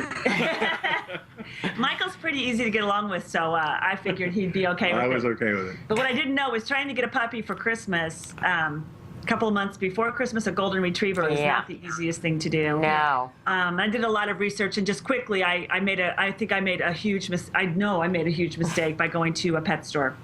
Right. And really big mistake, and ended up with with Cowboy being not well when we got her, but we didn't know it at the time. Well, yeah, they thought she had a cold and all different things. And even, by the time we realized, a few months, I guess, into having her, I mean, we were in love with her, Wills was in love with her, and there was now nothing we were going to not do. To any animal, we would never. Yeah, I mean. If an animal was sick, we would take care of the animal. Right. But the thing was, there's a video on my website of Wills actually getting Cowboy, of her coming down the steps, but it took him a long time to pick the name, and it was Sparky, he had Ringo and Rango, and all these things, and it turned out in his life he's often named anything that's female a male name. So I explained to him, Cowboy's great and I love it, but this is before we got her, but people might think she's a boy. And so he said that was okay. And I said, as long as that's okay with you, it's fine with us, right? You agreed? Yeah. And by then we'd had 3x5 cards of names all over the wall of his bedroom. So we took them all down and just left Cowboy. So we picked up Cowboy the morning we went to get her. Michael is somebody that, you guys probably know somebody like this. The minute Thanksgiving's over, Christmas carols come on. And Carol Lawrence happened to be singing, right? Well, there were Christmas carols, and so when he came out to go pick up Cowboy, Christmas carols were playing, and he said, I'm going to call her Cowboy Carol so people will know. Cowboy Carol. So that's how Carol came, and then 2 months later, go ahead. Well, you'd think Carol came from Carol Lawrence. Right. Carol Lawrence, but no. He doesn't know who that is. Well, he does now, but Go ahead. So then we were at the Long's drugstore over in Brentwood, and we were waiting for a prescription, and they kept saying over the loudspeaker, will Mr. Lawrence please come to the pharmacy? And Wills was getting more and more upset, and his hands were over his ears, and he said, they're going to give Mr. Lawrence's medicine away. And I said, I think they'll wait for Mr. Lawrence. And pretty soon this sort of Paul Newman-y type man in a natty coat comes up, and Wills yells, Lawrence is here! And the man just sort of did a thumbs up to Wills, So then we were heading home, and of course we had Cowboy with us because Cowboy went everywhere. She was still a puppy, and he was in his car seat or his booster seat with Cowboy on his lap with her head out, and we pulled up into an intersection, and there were these really tattooed, wild-looking young men, just, you know, rock and roller types in a convertible. And this guy goes, "Hey, what's your dog's name?" And I was like, Wills is going to fall apart. And he goes, "Cowboy Carol Lawrence." And that was it. And that was her name. That's so cute. That is so wonderful. I wanted to know a little bit about, because how often we don't get dads very often, or couples, and especially couples together, and couples who have weathered this successfully. But this is not an easy journey for a family. But clearly, you guys are still happily married. And but was this easy for you? There's one I have it in the book here, a segment that my husband and I particularly loved. It was something that was very healing for us, where you were talking about, and I could read from it, but basically, Michael, you were away for a while working. Yes. And at one point, there was a conversation that you guys had about what it was like for you, Monica, when he wasn't there, and what it was like when he was there, and dealing with the fact that you were on two different pages. It's bone honest, and really, truly helped my husband and I to be able to talk about these kinds of things. But tell us about what it was like for you guys and how you weathered it. Well, it was extremely hard, especially at first, because on top of reacting to, you know, the diagnosis and all the work that had to be done and everything that we had to do with Wills, it was a time where I had just taken a job. You know, I worked for television sitcoms, and I've been very lucky for the last almost 11 years now to be on The Simpsons. But previous to that, the life of a TV writer is one where you get on a show, you hope it goes, you know, more often than not it doesn't, it gets canceled or it ends, and then you try to get another job. So this job that came along was a really excellent opportunity, but it required me to be out of town. It was in Chicago. And the show was all being filmed in Chicago, and all of us writers and producers were required to be there. And it became this thing of me traveling back and forth every other weekend for a weekend, and Monica and Wills coming out every once in a while to spend time with us, with me there. But I want to say, and Michael didn't just go off to Chicago, which is what I decided to believe for about 3 months after he left, when I was so upset and sad and lonely, you know, and scared, really scared. But we decided as a family that he would take the job. And James L. Brooks was producing, and Michael was his career was really getting going, and it would have been really not good for his career to have turned that opportunity down. The Joan Cusack show, and it didn't end up flying, but for almost 2 years, a little less than that, they worked in Chicago. And we were all going to go together, but that is literally right when Wills was finally diagnosed with autism, and they did not feel, and Jessica did not. Jessica's name is Catherine. I'm not supposed to say. Okay. She loves us. She'll get over that. Right. I do that often in an interview, but because she's so familiar. Well, she felt it was. There's no way. There's no way you can uproot him now. You know, he was just starting his preschool. Yeah, that stability is so important. He just turned 3. I started the show. The time to move to Chicago was going to be the September after he had turned. So he was almost 3.5. So, you know, it was impossible for we're all going to move to Chicago. It just couldn't have happened. So that, on top of that, I mean, that made it very, very difficult. And I wasn't here so often, and Monica was full on. Luckily, you know, with our economic circumstances, very lucky. You know, Monica didn't have to work outside the house. Monica could stay and just take care of Wills. Because we had $140 after we got married.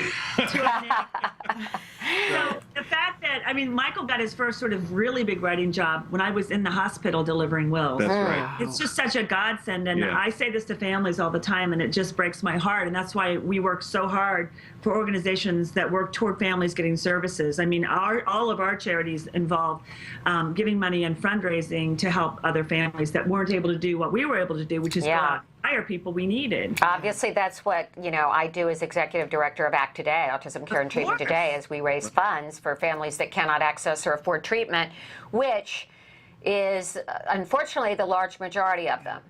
And as you know, the strain on a family, I mean, Shannon and I talk about this all the time on this show.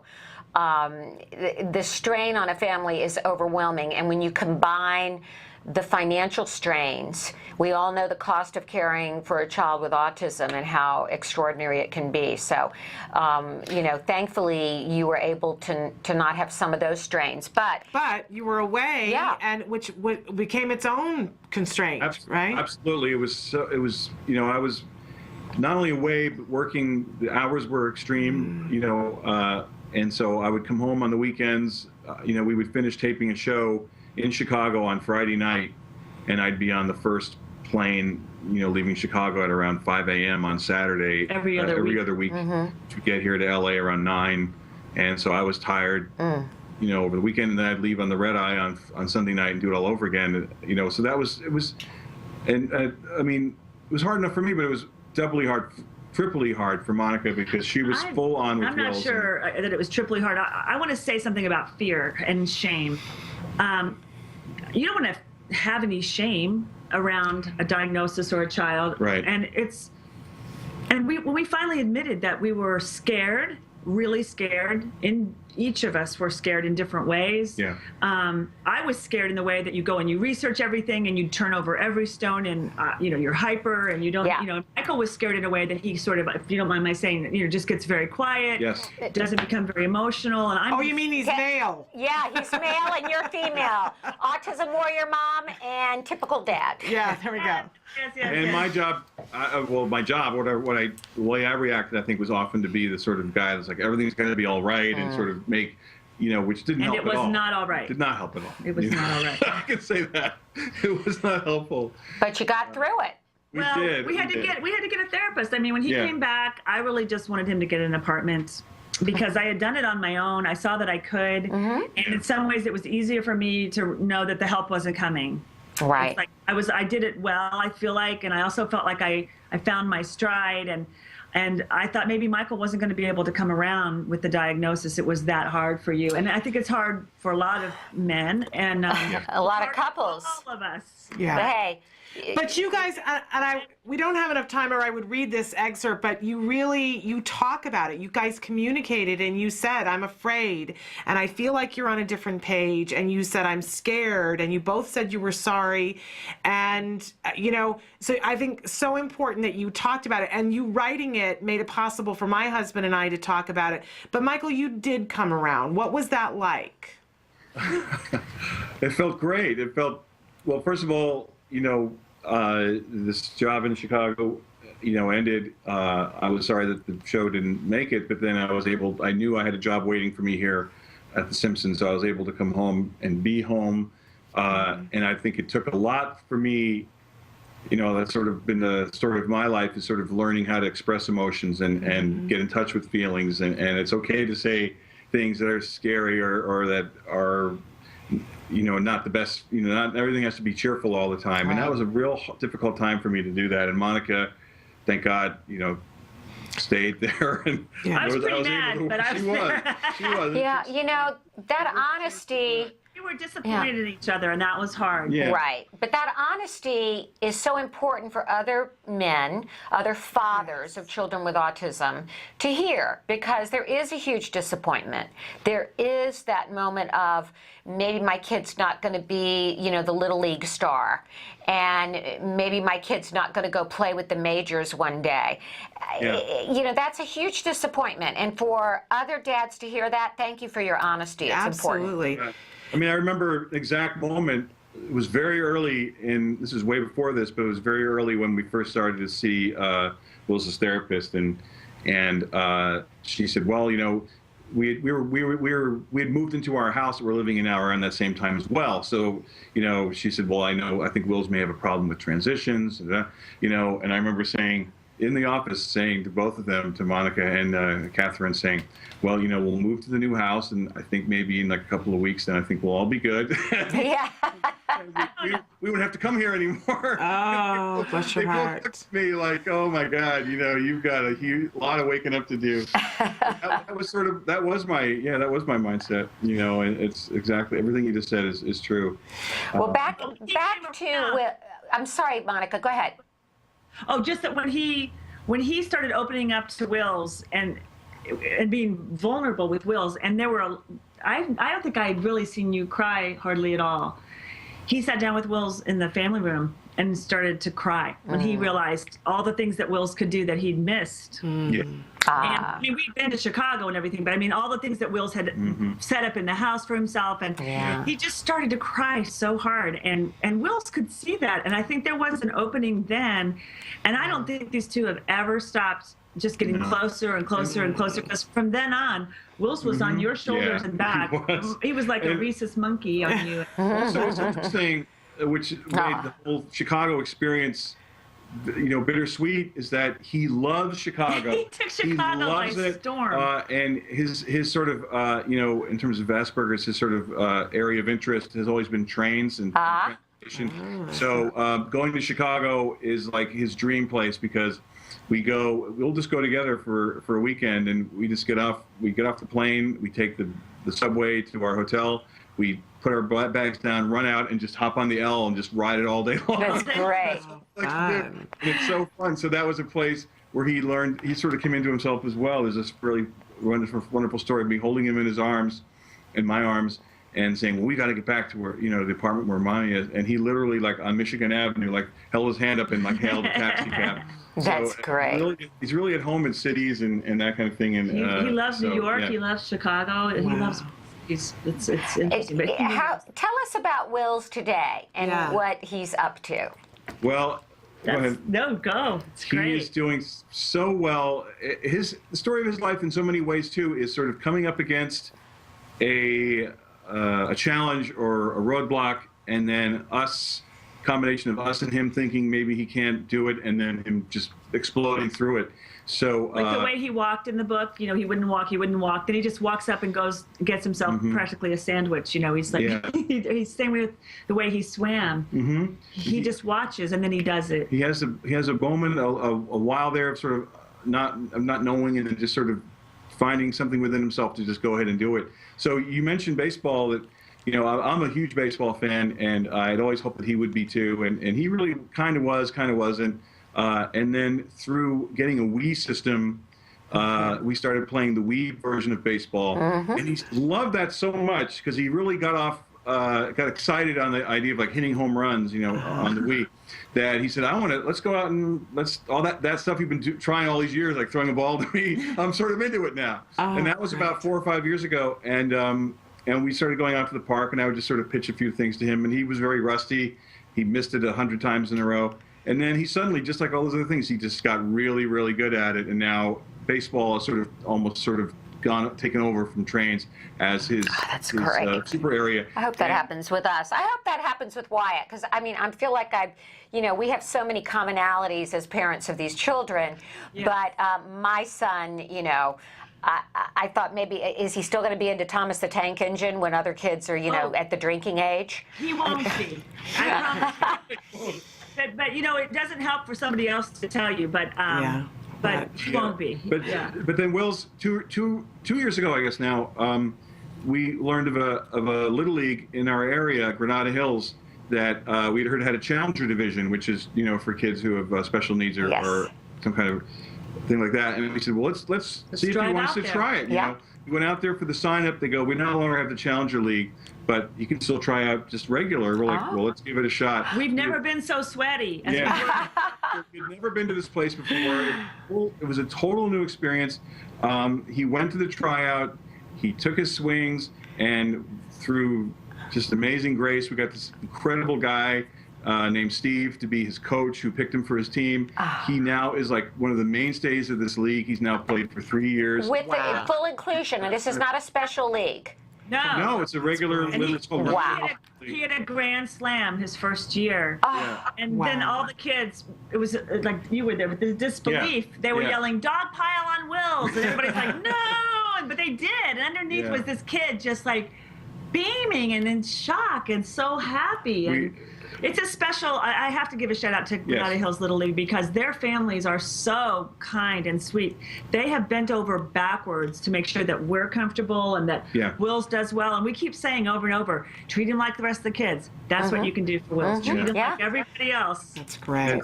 Once again, that inclusion, that getting our kids around typical kids, so important. So what grade is Wills in now? He's about to start 9th grade in September. Okay. And is he for the first time. Mainstreamed. It'll be mainstreamed.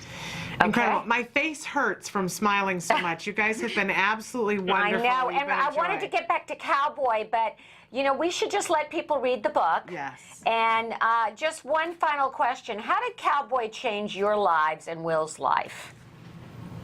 You know, I think it's, I feel like Will's has changed me. I mean, you guys know, and anybody that has autism in their family knows, and you know, but for what it is for you. But when I think of the person I was before I had Will's, and how worried I was that I wasn't going to be able to do enough for Will's, or I wasn't smart enough to have Will's and know what to do, I didn't have to do any of that because he taught me to be a more patient person, a kinder person. I had a lot of rage from my childhood, and my,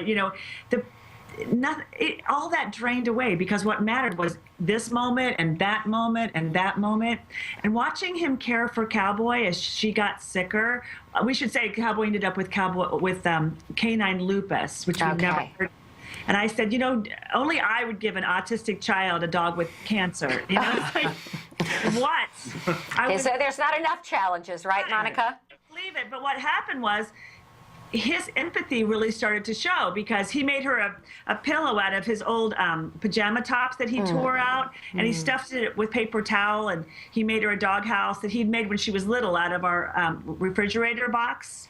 But he kept it in the garage, and when she was sick, he brought it back out, and he put little fluffy colored balls all over it, and that bed he'd made inside where she slept when she was literally dying, and he was with her the day that she died. I wasn't going to send him to school the next day, but his therapist said, you know what, don't keep him home and tell him to be isolated. Her big thing with me was get him out in the world, and my big thing was isolate, protect, isolate.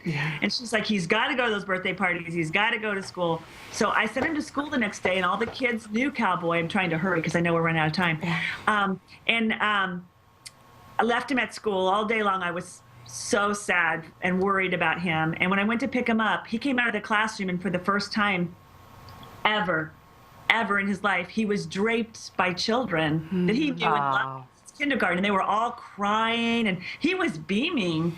And I would say that her gift to him, because the teacher was so wonderful at Children's Community School, Corinne, that she had set them in a circle and said, let's all go around and talk about what we liked about Cowboy or what we didn't like about Cowboy, and then let's talk about other losses that we've had. So he heard about people losing grandparents, about kitten dying, about that people have lost. Yeah. And he felt so strengthened by that. And I would say that is the day. I say it, and it's hard to believe, but I think we agree it's true, that he turned to people. He turned to That's amazing. She was an opening what there. A gift. So what, you all are delightful. As Shannon said, our mouths are hurting from laughing. What a great story. Your parenting, your journey with Cowboy and your son Wills. Thank you so much for joining us today. It's such a pleasure.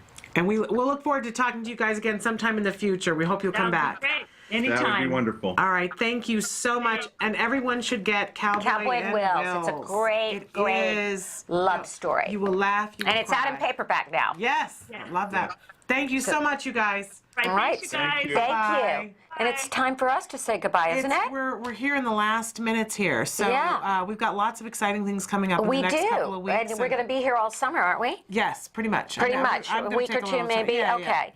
I don't know about you, but I need some time with my boy. You need some time. We all need time with our boys. We need to get out there by the pool, have some fun, go to the beach, be with your kids. Don't, I can't believe my child is 10 and a half. It's freaking me out. Catch the joy as it flies. Yes. Love them hard, love them long. Absolutely. And we'll look forward to having you back next week. It slips my mind at the moment who we have next me week. too. I can't think. So we have 1 minute here. I don't know. Is our fabulous production intern Caitlin out there? Is it next week that we're having From Carly's Voice on? Yes. Yes, Arthur from Carly's Voice. Okay. He wrote a book about his daughter who is nonverbal with his daughter, I believe. And we're going to explore that. I haven't read it yet. I'm going to be reading it this week. Very excited, me too. And another author, another autism parent, we learn so much by sharing each other's journeys, Yes, don't we, Shannon? Absolutely. I think when you share it, you let go of something, and it goes out into the universe and tells us all that we're all going to be okay. We're not alone. We have others on this journey, and Shannon and I are here to bring them to you and to share our journeys with you. So thank you for being a part of our audience. And be in touch with us. Give us your suggestions, your thoughts, your comments, because we're always interested in that. But until next week, give your kiddos a hug from us. Catch the joy. Bye-bye. Bye. Wonderful.